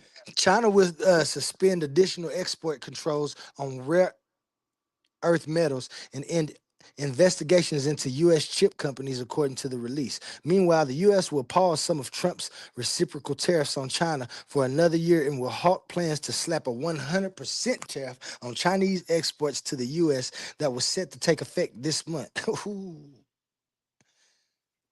The agreement struck between Trump and Xi came after months of chaos and confusion, putting on ice the trade war between the world's two largest economies. Here are some of other key details we know about that thaw. The U.S. tariffs on goods related to the production of fentanyl will drop from 20% to 10%, with the promise that China would work very hard to stop the flow. That means overall tariffs on Chinese goods will be cut to 47 from 57. Now, fentanyl coming from China. Uh, So we asked them to drop production because it's okay. I see you, Trump. They ain't cutting nothing but 10%. They still getting rich and still gonna be people eating it in America. So Trump said China would purchase more U.S. energy as part of a wider trade truce and hinted that the specific transaction involving Alaskan oil and gas. That's why China said earlier when we was looking at that we don't care about Russia and America's war. We deal with anybody. Y'all can't tell us we can't deal. That's about A1. Shout out A1. That's why I like A1 in Titans Debate League. Even though that's my house, he encourages me to go to other platforms to give my information. I just see a lot of them platforms is dirty with the people that's running them. Shout out that $50 cash app. I seen my man. Shout out Omar. I seen you too last night with the $50 cash app to go up on stage and have 10 minutes. Absurd how they treated you. Oh, Morpheus. Still running the one. He ain't the one, but he sure will make you think. He ain't even Morpheus. Morpheus more like a, what's that dude name? That ate the steak on the Matrix. What's his name that ate the steak? Steak. Do you remember on the what was first Matrix? uh, specifically what you talk about? First Matrix. On the Matrix when he was making the deal with the agents and he said, I know it's real. I know it's fake. But to taste it, and he went into this thing. What's his name? I can't think his name. We'll Oh, get I know what into you that. talk about, brother. I know what you talk about. Yeah, I I don't got his know it. name right on the tip of my I don't tongue, got but it I'm memorized exactly, but I know what you talk about. When they were when the dude they were eating at the table, and the dude was basically saying that everything's a simulation, and that like you're programmed to think that you're tasting something like but that. Something. ignorance is bliss. He was basically saying Yeah. ignorance is bliss because he wanted to be erased and put back into the matrix. Word I up. can't think of Word his up. name right now. Anyway, ignorance is bliss. The reciprocal country by but that's what I say about China. They say they don't got no problems with anything, you know. It's all good with them. The U.S. Right. Supreme Court is set to hear a challenge to Trump's most sweeping tariffs, the reciprocal country by country duties. A ruling against the tariffs, which would be in line with lower court decisions, could have significant ramifications for Trump's tariff strategy. Trump said he planned to skip the Supreme Court hearing this week over the legality of his global tariffs. Treasury Secretary Scott Bessent hinted that the Supreme Court, which is due to meet on Wednesday to decide the legality of the President Trump's tariffs, will not be able to stop the duties, touting the alternative authorities the Trump administration can use. A spat over an ad featuring the late Ronald Reagan has grown into an international incident with Trump excuse me, threatening to raise tariffs on Canada by an additional 10%. The U.S. Senate passed several resolutions that would end several of Trump's country-specific tariffs in a rare rebuke of the president from several members of his own party. And that's his Jenny McCall talking about that same thing right there. Hell, But oh, death. that's some of the thing. I'll just talk about the chip war first. You got anything to say about the chip war between this and what's really Yeah. going on? Let me just touch up just a little on that. Right. Got you. Let me take my Yeah. screen down. So And y'all remember? Oh, my bad. Excuse me. I mean interrupt me. no, Remember, go ahead. Say what you're saying. if you're out there in the chat, shout out to you. Shout out to the Titans Debate League and anybody. Please come up if you'd like to come up and give us some information or Hmm. give us a piece of mind on Hmm. this. We really like to wait till we get through sports. And if you just take Hmm. some notes and be ready to come up when we open up for the Hmm. afternoon push, Yes, shoot, we'll be sir. happy. Unshare my screen and let Yes, Shadow sir. talk. And it's on Yeah. you. Yeah. So with that being said, with the technology of today, know this, guys, it's all about looking at your past to figure out why everything that is presented has been passed, and what is being passed will be presented. That's how English gets down, and you can't really argue with it, because that's the actual truth, right?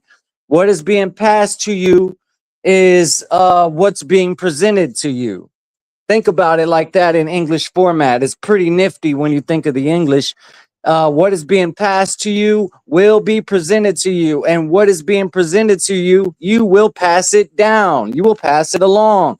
That's where you get your past, present, future tense of movement. It's a beautiful thing to look at it like that, because essentially that's what everything is going on, right? So, with that being said, as you look into the past historically, you find a timeline where America kind of started taking the initial lead, and they developed the blueprint of today's form of lifestyle.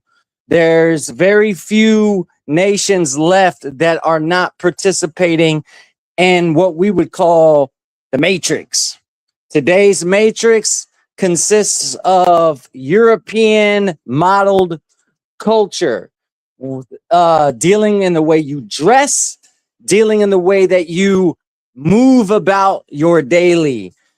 The thing is most nations, and I'm speaking about all 6 continents that are active with human interaction.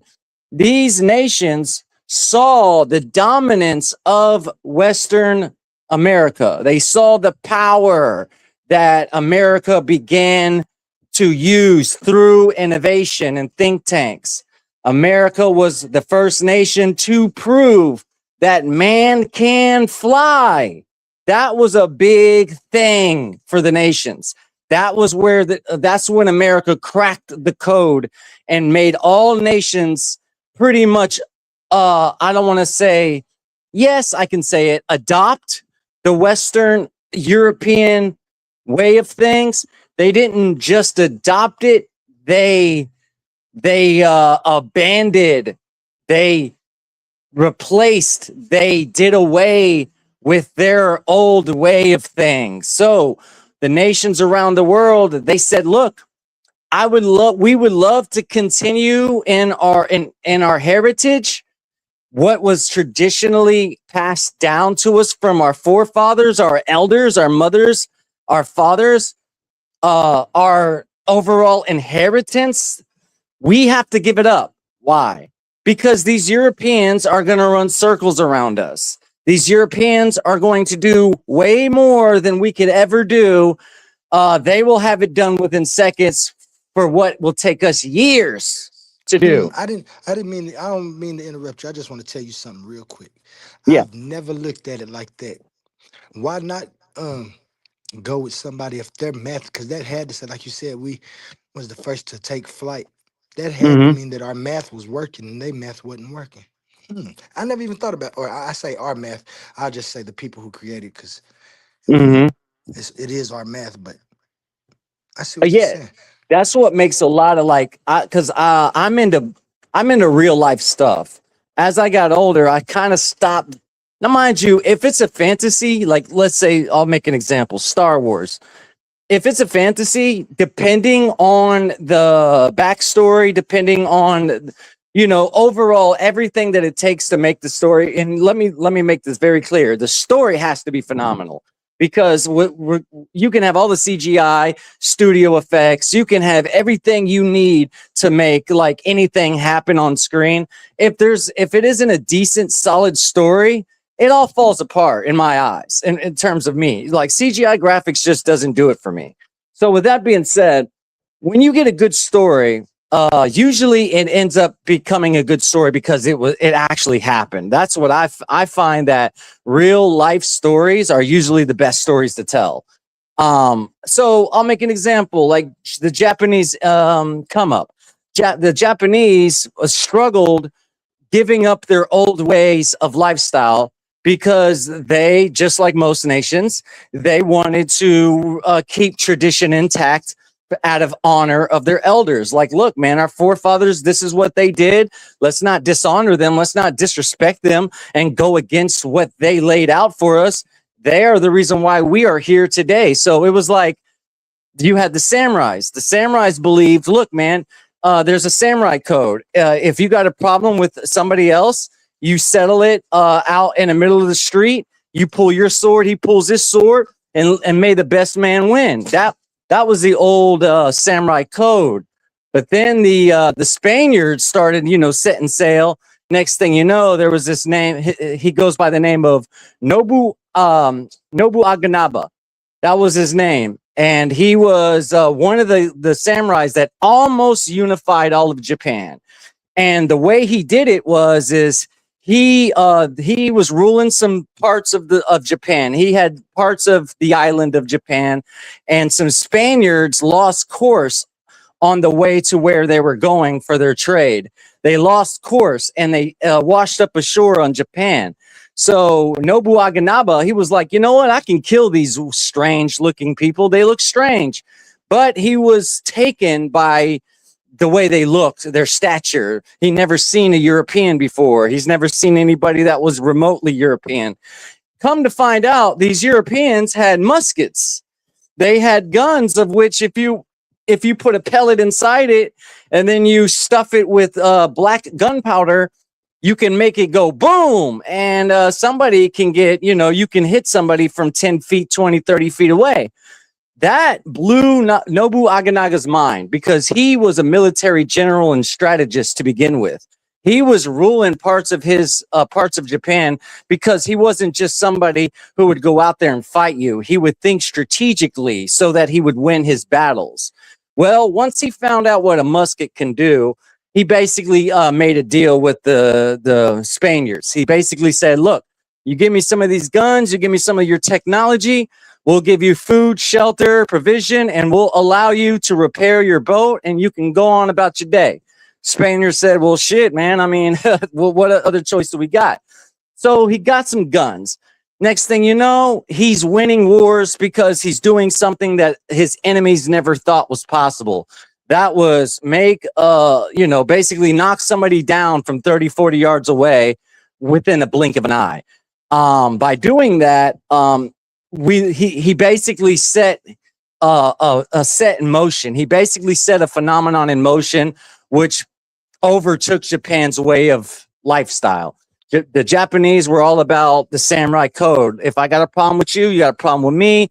Let's go out in the middle of the street. Let's duel to the death. May the best man win.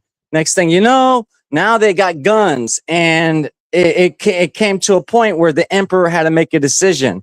The emperor basically said, if we stick to our way of thinking, if we stick to the code that we have, people like those Spaniards, one day they're going to come over here and they're going to dominate us. And there's nothing we can do about it because their technology is just superior to ours. So they gave up their way of thinking. They gave up the sword and they took on the guns, not because they want to be Europeans. No, it's because they're surviving. They knew that if they allow the Europeans to continue in their technology and they remain in theirs, they're going to be dominated at one point in time. All nations inevitably came up to this conclusion that if they do not compete, they're going to be destroyed. You could just say if they don't compete, they will delete. They will be deleted if they don't compete. So all the nations, they started seeing the Americans can fly over your head like an eagle. They can go underneath the water with a submarine and take you that way. Everything that man thought was impossible, the Western Europeans were like, nah, it's possible. And by that, Now here comes Chinese. Here's the thing about the Chinese in today's modern technology. Taiwan, and I don't know who came up with this, brother O.L.E.E. I don't know who came up with this, but they decided to put the semiconductor chip manufacturing, they put it in the heart of Taiwan. 90% of semiconductors, which is basically a computer chip that every program machine needs. Your phone has one. My phone has one. Your laptop has one. My laptop has one. Every device dealing with Wi-Fi, interconnectivity, basically just telecommunications all together, you need a semiconductor. Now, the issue is Taiwan is not too far away from China's mainland. And Taiwan is responsible for 90%. I want brothers and sisters to understand the magnitude and scale of what I just said. It is critical. That I can't stress to you the amount of importance and significance that is being regarded here when we talk about Taiwan, not too far from China, is essentially responsible for 90% of our ability to create technologically. If China takes Taiwan over, we're screwed. And now they're trying to remove the base. So now they're trying to relocate the semiconductor chips, the manufacturing process. They're trying to bring it back to America. And China knows this. That's Yeah. one of the reasons. That's one of the reasons why China is likely to attack within the next couple years. If they do not attack within the next couple years, China's, I'm going to just say it flat out. Strategically speaking, China is committing suicide if they do not take Taiwan within the next couple years. But see, what I think is just like they said, it's a Cold War, and because China does have a grip on the materials that's needed to make those semiconductors. I didn't get to that yet, Mhm. but China has a leg lock, um, and a headlock. It's two of them. China, they Leg lock, got, leg lock. they got a headlock and and a foot lock on the raw materials that's needed to make said superconductors. Yeah. Yeah. It's a very essential, brother, because they this is where their power is. They have the biggest population in terms of people altogether. There's so many of them, and not to mention they all work. And when you get a whole nation that has a population that pretty much dwarfs the United States, it goes down to this: if they can outwork us, if they can produce more than we can produce, the only thing that's gonna define who's winner and who's a loser is whoever keeps the innovative technological dominance. And the issue with China is they don't necessarily innovate, as in they don't come up with their own shit. What they do is they find out what we're doing and then they mimic it. They model it, they replicate, duplicate, copy. And the issue with that is if they find out what we're doing, they can go ahead and start doing it themselves, and they're going to win because they do it faster and they do more of it than we can because they have way more people. Does that make sense? Definitely, it definitely makes sense, and that's what I'm saying. That's what we've been seeing for years when it comes to production of um, what I call trade, the production of trade products, Mhm. people's GDP and GD Yeah, um, you're right. Global domestic domestic product. product and global. Yeah. But can't think of the other one right now. Those things are very important, and we don't even see that type of information because it seems to be peaceful. But this is when it starts getting close to economies, civilization's economy, the money movement, who's getting money, when they're getting money, who's trading this, when they're trading that. When can we get this? That's what I keep telling people. Like the Yeah. technology right now that we're discussing, AI, has moved on to what they call synthetic technology. There's different other things. We talking about AI, artificial intelligence. And then they got SI, synthetic intelligence. And these technologies, if we know about them, someone has used them to make sure that these technologies work. How long have they been using? Say How what? many? I said when you think about the technologies like AI Uh and huh. and SI, synthetic uh intelligence. Intelligent. Yeah. Right now, artificial intelligence seems big, and it seems new to people, especially commercially, right? Can you hear Hmm. me still? Yeah, I Okay, can hear you. Hmm. but people don't understand that these technologies are created in think tanks and at colleges and actual universities, and Yes. they use these technologies and keep on checking and making them better and make until they get a viable product. By the time they get a viable product, they'll use it for who knows 10 to 20 years before we even started. And so you start hearing people talking and I don't know, let's just give a hypothetical. Remember guys, these are hypotheticals. Hmm. So we got science departments, philosophy departments, mathematical departments in all of these universities. Let's just go to Yale or Stanford. We'll go to Stanford. And I don't know if Stanford has or not. I'm sure they have some type of AI technology that they created. But let's just say their AI ended up being on the market as open AI. And so we know open AI is Chat GPT.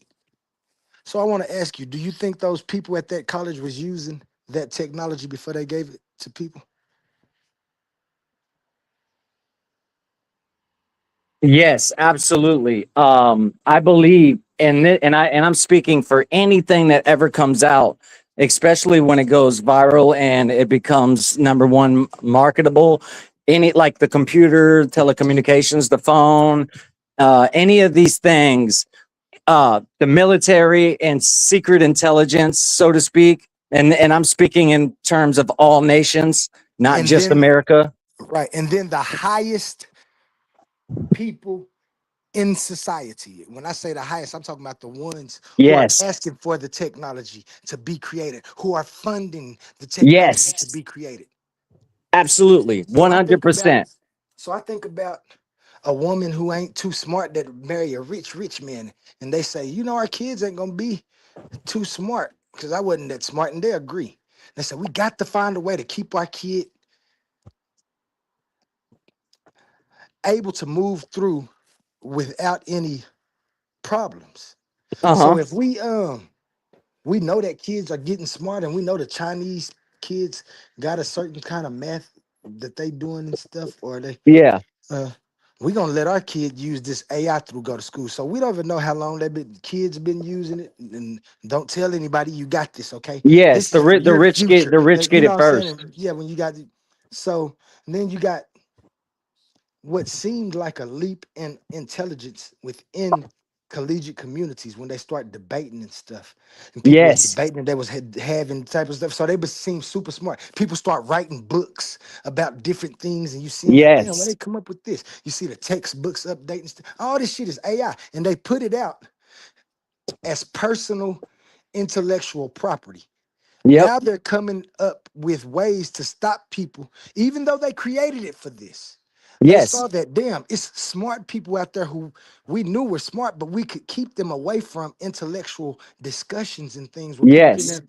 Now you got AI and you can correct with people and you can say, you know what, I was thinking this. Let me look this up to see if this actually worked. And you put Yep. it in there and it gives you, and people who went to school and college for years, and then someone who's just mediocre in something can get in Yep. a discussion and talk to you, and you can talk and you can mention things and they can look it up right there. Right there, which they're right on the supposed to. spot, Now, bro. people don't like that for some reason. Oh, I mean, think about it. I I mean, it's like I told you, influence is power. So if you can be stronger than me. Let's say you're stronger than me. You're athletically more skilled and capable than I am. That don't mean nothing if I have the knowledge, if I have the wisdom and r- the intelligence, if I have the resource. right. Now, you don't think Donald Trump was using AI when he was becoming president? You're a damn fool. I mean, you're No, I not. get what you're saying, bro. I get what you're saying. You And don't yes, think that them teachers and stuff wasn't using that AI before them students could use it? Use it. right. If you And don't they think and that all the property and books and stuff that was written for some time with those people and stuff, and you see Professor 100%, Doopty Boo Boo write your 100%. book, Professor Boo Boo Boo, oh his book, oh no, he wrote that book. No, he did the same thing that people are doing Right. now.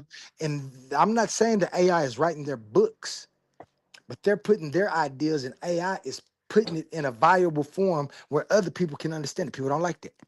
And they No, sit no, there and do well, the dude, they're same not, I thing. mean, nobody likes to be dominated. And well, it's Nobody not likes, domination. No. People don't like to not be able to dominate. It's the other of way around. course. They want to be able to. I seen a woman. I was watching the show last night. She came on and she was like, "Why do you read your information when you be giving your presentations and things?" And I had to tell her like I wrote the information so I could read it. I know it, but I just think when my teacher was teaching me, my teacher was never freestyling. I learned good with Right, right, people reading to me as well as reading along with it. right. And then I seen her on there. She looking at her computer screen and she talking, but she's trying to basically just skim the information and make it Yep, like it's her reading it. We know this is AI, but there's nothing wrong with that, man. There's nothing wrong with that, anybody. They created this for us to use it. This is the same as the calculators they created in the past. This is the same as typewriter. This is the same as finding a way that the entire community can have a way to be informative of instead of course. sending your kid to school with that teacher that don't like him or the people his Right, kind. You know what I'm saying? Like, and right. we're gonna talk on that more, but I just Yeah. wanted to say like the AI thing that and the way it's going, people always got to remember that it's gonna be humans It ain't gonna propping it. stop. It ain't gonna stop, brother, until like, and I want to say God, even though I'm not speaking the way that people are gonna. If I say God, somebody's gonna be like, "Oh man, he's talking about some guy in the sky." Man, just No, tell the truth of what it is. Just say until time, right. because it's gonna Thank take you. time. Just go ahead and Thank say you. it. And That's just pretty much yeah, it right there. yeah, Pretty much what you. It's time. You know, someone wants to call it God, someone wants to call it truth, someone wants to call it time, yeah. Call it someone what wants it to call it is. nature. I say something. I'm just gonna say a higher power beyond ourselves, and even though it's coming from ourselves, whatever that is, whatever that might be, even if I was to say that it is going to be ourselves, we are going to be the reason why we're going to hit a point where we can't go no further because we went too far. We went too Yeah, far. We're going to get to a point where we can't control it.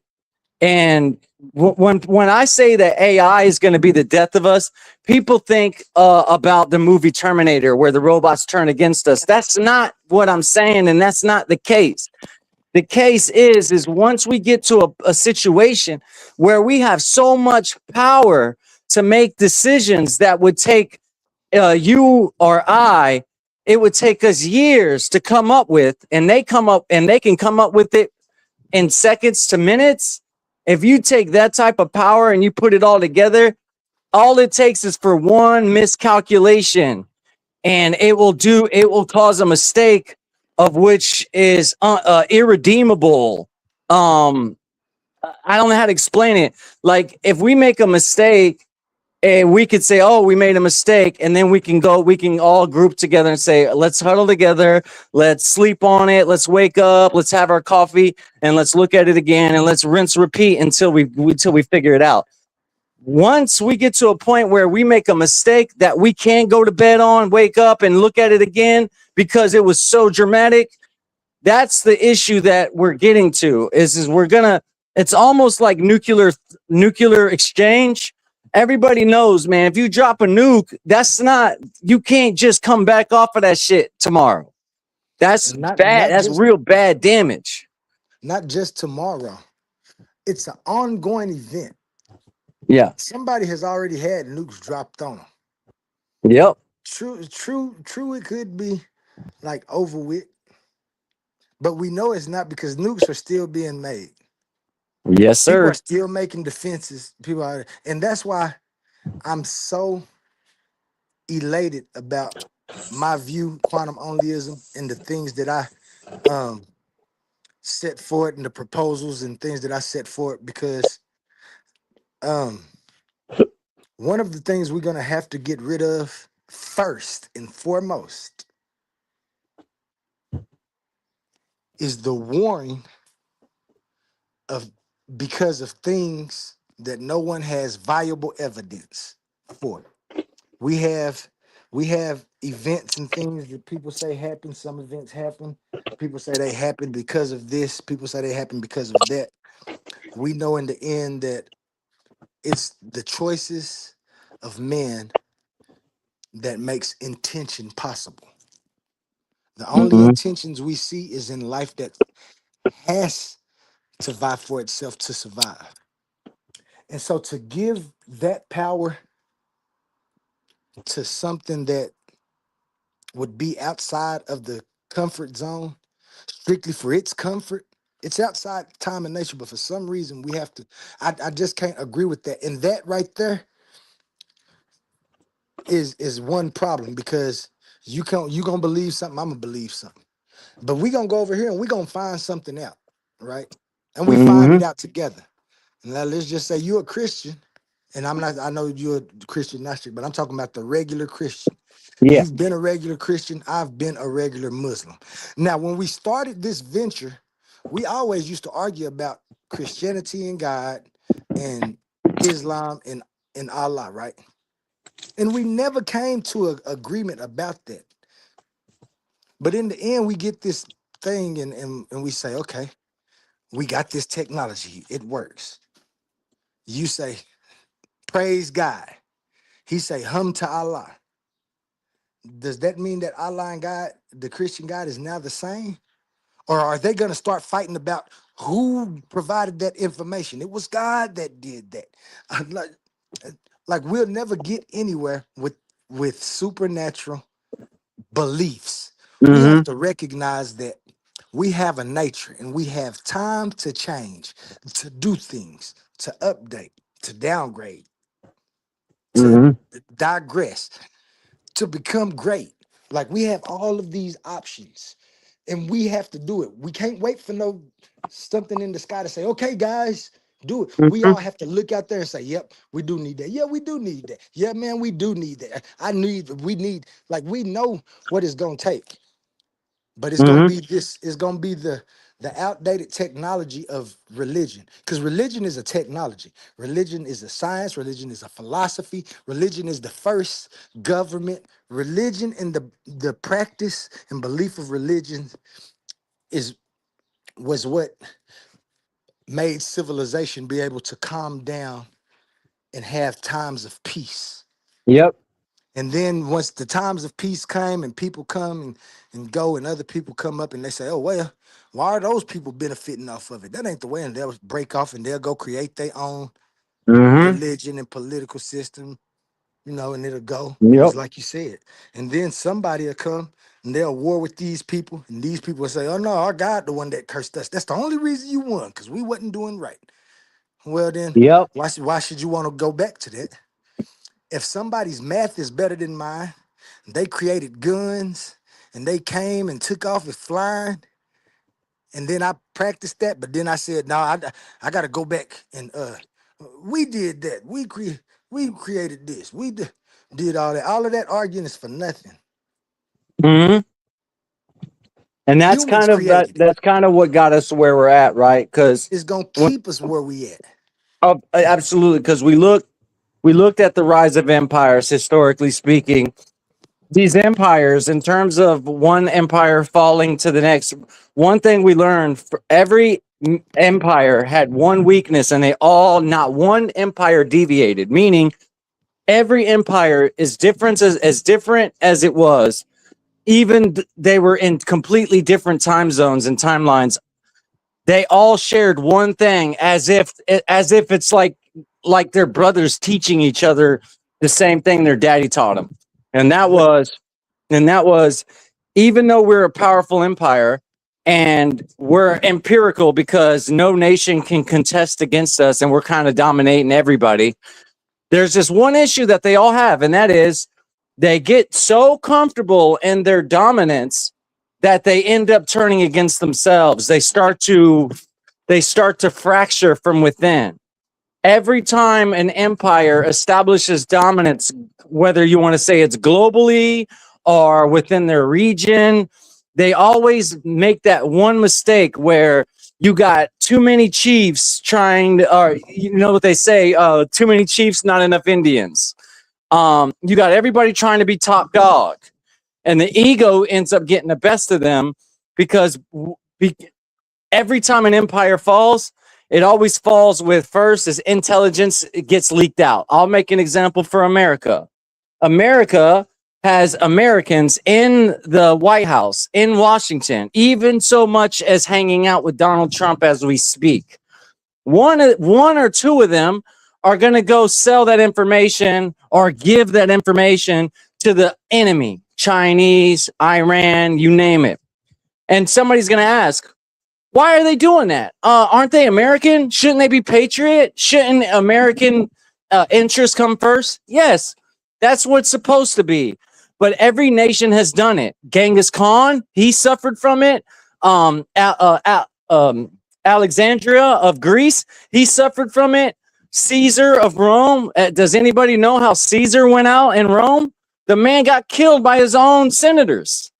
What happens is once you're in dominance, now you got to check what's going on within, because now you got the ego, the human ego, and it always ends up being that's why it's written in the book. It says that every prophet is not accepted by their own household. Your enemies are at your table. I think that's one of my favorite verses in the Bible. It's one of my most beloved verses in the Bible because nothing impacts me, nothing gives me goosebumps and hits me harder than that statement. When you're over here worried about the enemy on the outside, you're worried about Leroy. Leroy said if he ever catches you lacking, he's going to take you out. But you got your brother, you got your the people you think love you. You got to watch out for them. And it's harder to watch out for them because they're the ones who got you convinced they love you. You think they love you, but do they? Do they really love you? And why am I bringing this up? Because in today's time, even right now, as powerful as America is, somebody's snitching to the Chinese. Somebody's saying, yeah, man, Donald Trump said he was going to do this. And they're risking their life, giving out our information that can take us out. Why? Because once a nation gets powerful and they start dominating, everybody and their mom is going to want to take you out. That's just the name of the game.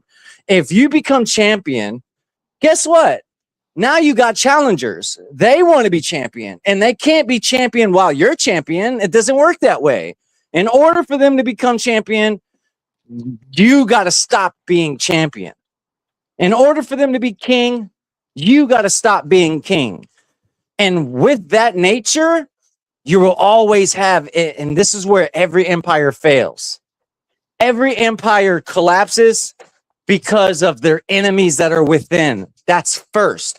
There is no history that anybody can go look up right now. You can go to Egypt. You can go to every empire. No empire fell from an external factor, not without the internal factor first. It started with one of your brothers snitched on you. That's how it starts. And it's because, just like you said, time is going to be the ultimate factor, because we as humans, We don't want people to be smarter than us. We don't want people to be able to dominate us. So we withhold information, or we withhold secrets or intelligence from others so that we can keep being king. And that always falls on it always returns back to bite us. Because with everybody having the information, you know what I'm thinking right now, brother? Drones. I don't know if anybody understands the madness behind that technology, but there are people right now that it's like a video game. People got to understand how dangerous this is, because you got, with the technology we have now, a 9-year-old can take out an entire army. Do you understand what I just said? That's serious. A 9-year-old little boy can sit in his room and literally take you and everybody you love out like it's a video game. He in his mind, in his room, he's just playing a video game. But in reality, you're running for your life. This kid is chasing you down with a little killer robot that's trying to kill you. And that kid, he's just eating a Butterfinger. He's laughing at, he's probably watching a video. He's probably watching a cartoon while he's killing you.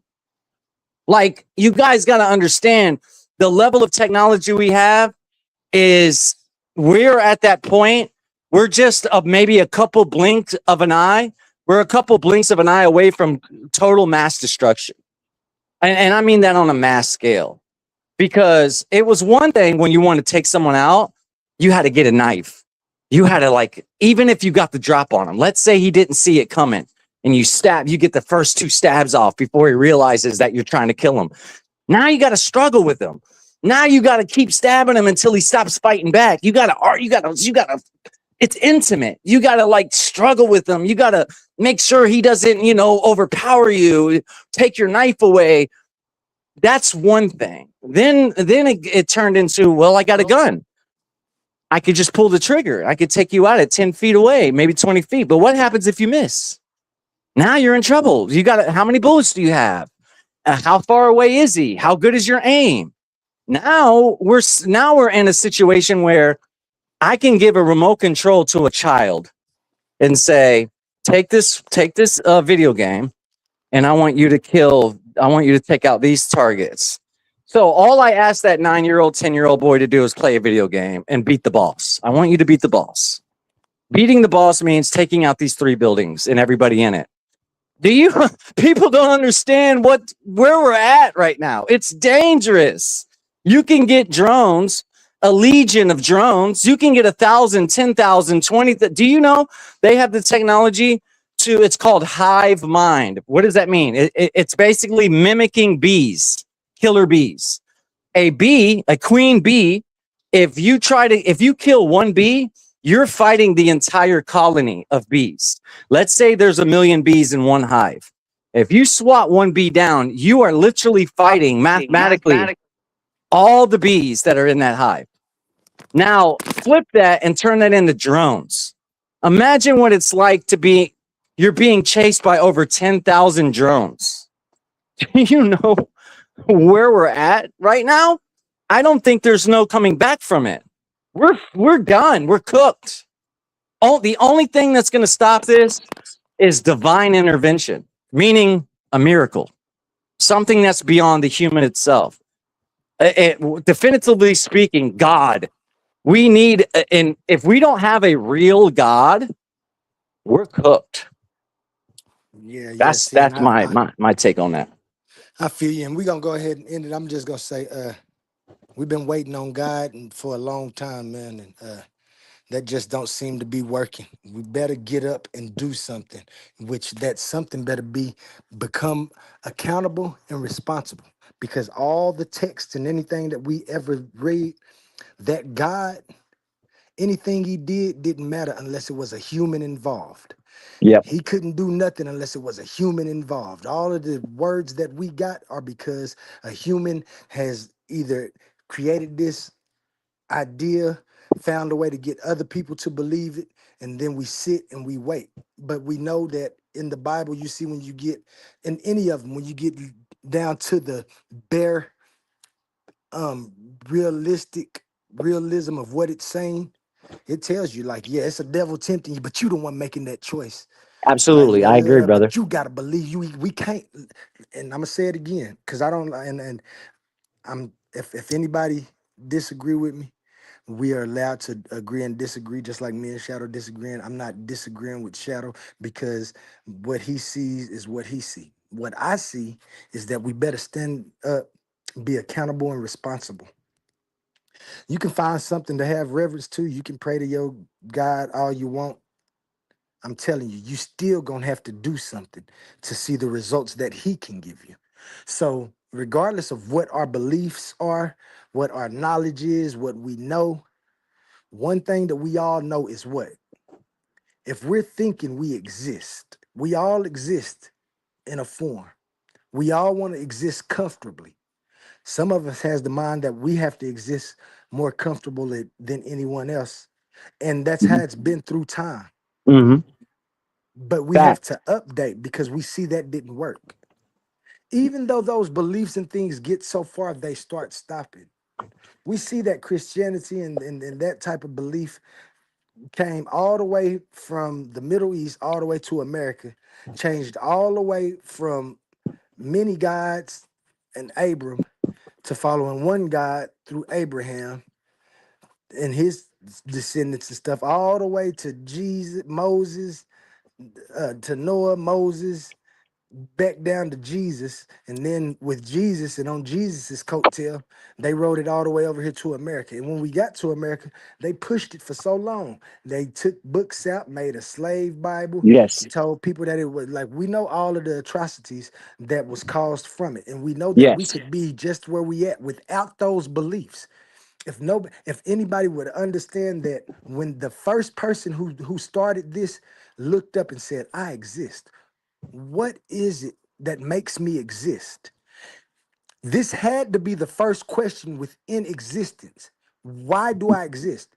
So the God that people came up with is somebody's idea of why they exist. Why is Yes. it a God and why is it personified?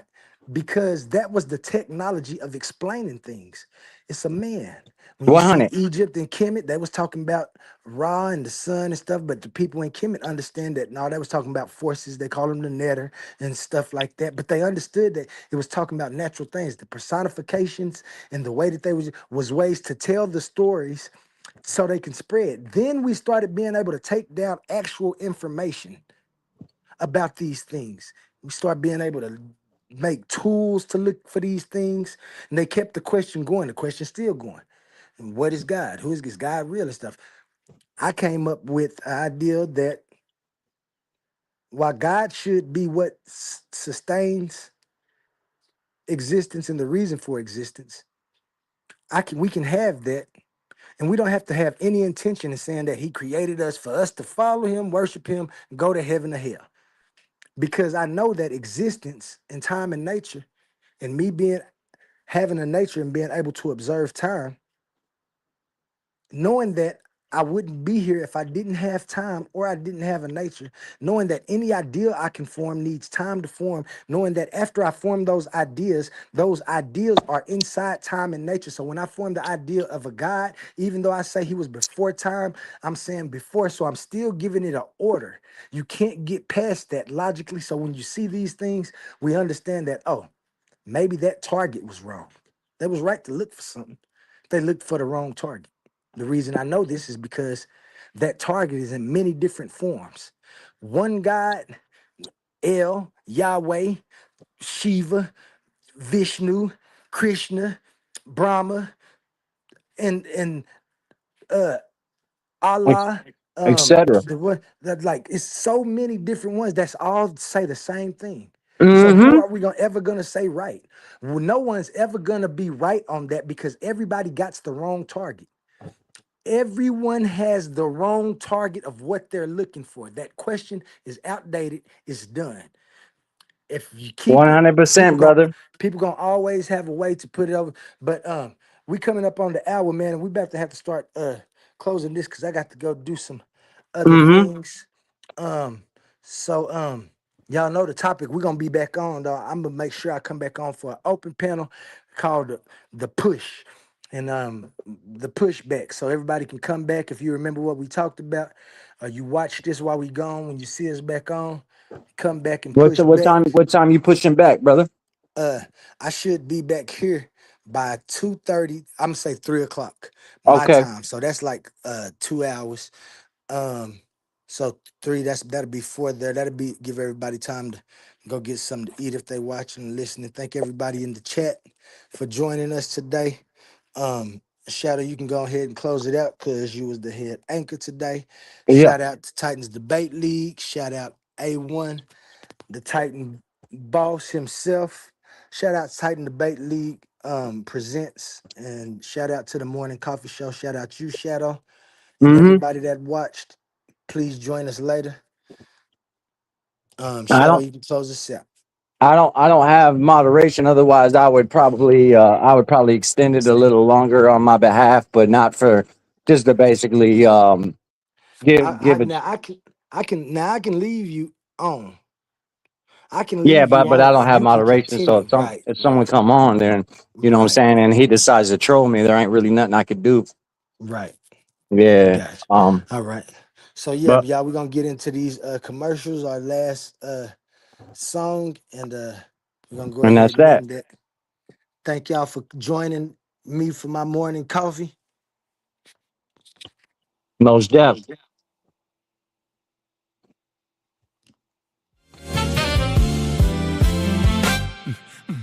Sun coming up, fresh cup in my hand. News on the table, let's understand.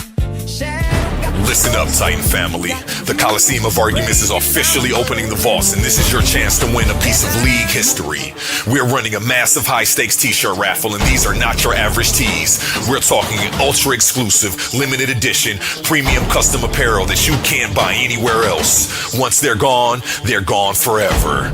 We're keeping the stakes high and the odds completely in your favor. Here's how it goes down. Tickets are only $2. The limit, $40 or 20 tickets per person to keep the playing field fair. The odds, we're picking a brand new winner for every 20 tickets sold. Think about the math. If you max out your 20 tickets, you are essentially guaranteeing a crowd milestone and forcing a new drawing. The more tickets moving, the more winners we crown back to back. Are you a $3.99 channel member? Then we've already got your back. As a thank you for holding down the foundation, every single $3.99 member is automatically getting one free ticket entered into the raffle. But don't just rely on that one ticket. Secure your stack, maximize your odds, and ensure your name gets called. These custom designs, from the legendary Debate or Die print to the official Titans Debate League emblems, are strictly limited edition. You don't want to be sitting in the chat watching everyone else flaunt their exclusive gear while you missed out over a $2 ticket. How to enter? Open up your Cash App. Send your entry to $Titans Debate League. Put your name/handle in the notes so we know exactly who to crown. The clock is ticking, the tickets are moving, and the next 20 ticket milestone is closing fast. Lock your entries in now and claim your crown. Winners picked this Friday. Are you not entertained?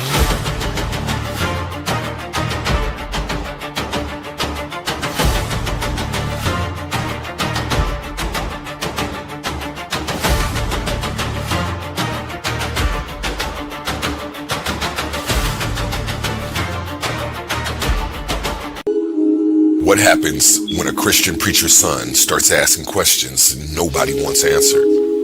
What if faith and science were never supposed to be enemies? This isn't another religious book, and it's not another angry attack on belief. This is a wake-up call. The Agnostic Guide to Faith, Science, and Sanity by A1 Richardson takes you on a mind-bending journey through scripture, psychology, science, energy, cause and effect, vibration, polarity, rhythm, and the universal laws shaping your everyday life. Why do people sabotage themselves and blame God? Why do we ignore patterns then act shocked by consequences? Why are so many trapped doing what we call crazy work? This book challenges everything you thought you knew about spirituality, reality, and yourself. No fake certainty, no church cliches, no blind obedience. Just raw honesty, deep reflection, and practical wisdom for people caught between the pulpit, the laboratory, and real life. Whether you're deconstructing your faith, spiritually curious, tired of shallow answers, or searching for sanity in a chaotic world, this book was written for you. Read it with an open mind, read it with courage, read it before life forces you to learn the hard way. The Agnostic Guide to Faith, Science, and Sanity. Stop doing crazy work and wake up to the patterns shaping your life now.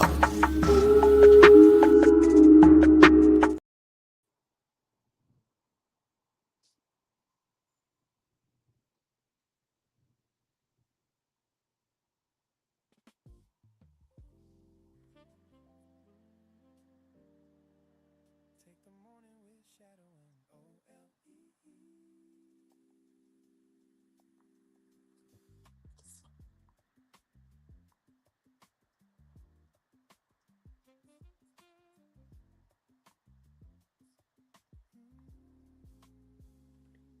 Morning light still shining through.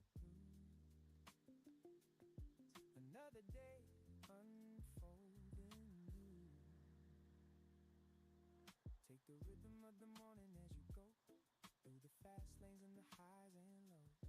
Lot of noise in the world outside, but keep your balance while the tides all rise. Coffee cups and conversations fade, but the thoughts we shared are meant to stay. Every headline got another side, so move with wisdom as the hours fly. Take it peace where you can find it. Don't let the chaos come define it. Breathe deep, stay grounded. Keep your eyes open wide. Morning coffee with Shadow and O.L.E.E. Starting the day with clarity. Stay thoughtful, stay kind. Keep that fire inside your mind. Morning coffee with Shadow and O.L.E.E. We'll meet again with the sunrise seen till tomorrow. Move wisely and let the day unfold softly. From Oklahoma roads to city lights, everybody searching for a clearer sight. Different voices, different ways, still trying to make sense of these modern days. Some people rush, some people slow, some people still got healing to grow. But every morning brings a chance to think a little deeper while we still can. No fear, no panic, no drowning in the noise. Just one more morning, one more choice. Morning coffee with Shadow and O.L.E.E. Take a little calm with your reality. Stay grounded, stay true. Let the day make room for you.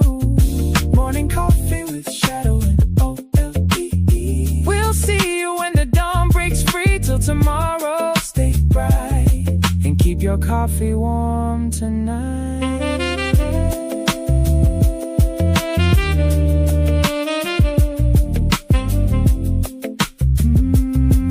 Morning coffee, Shadow and O.L.E.E. See you in the morning.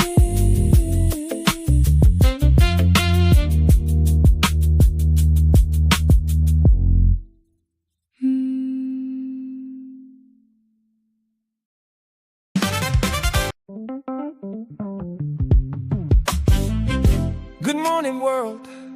The coffee is hot. Let's pause the noise for a second, because if you're still here right now, you're already different. Not everyone gets this. Not everyone understands real debate, real scholarship, real intellectual smoke. But you do.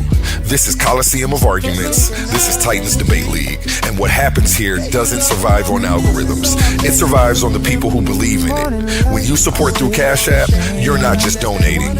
You're fueling the arena. You're the reason we can bring in high-level guests. You're the reason we keep unbiased judges. You're the reason these debates stay sharp, fair, and uncompromised. This platform is built by thinkers, sustained by supporters, protected by the ones who know value when they see it. But keep your balance while the tides all rise.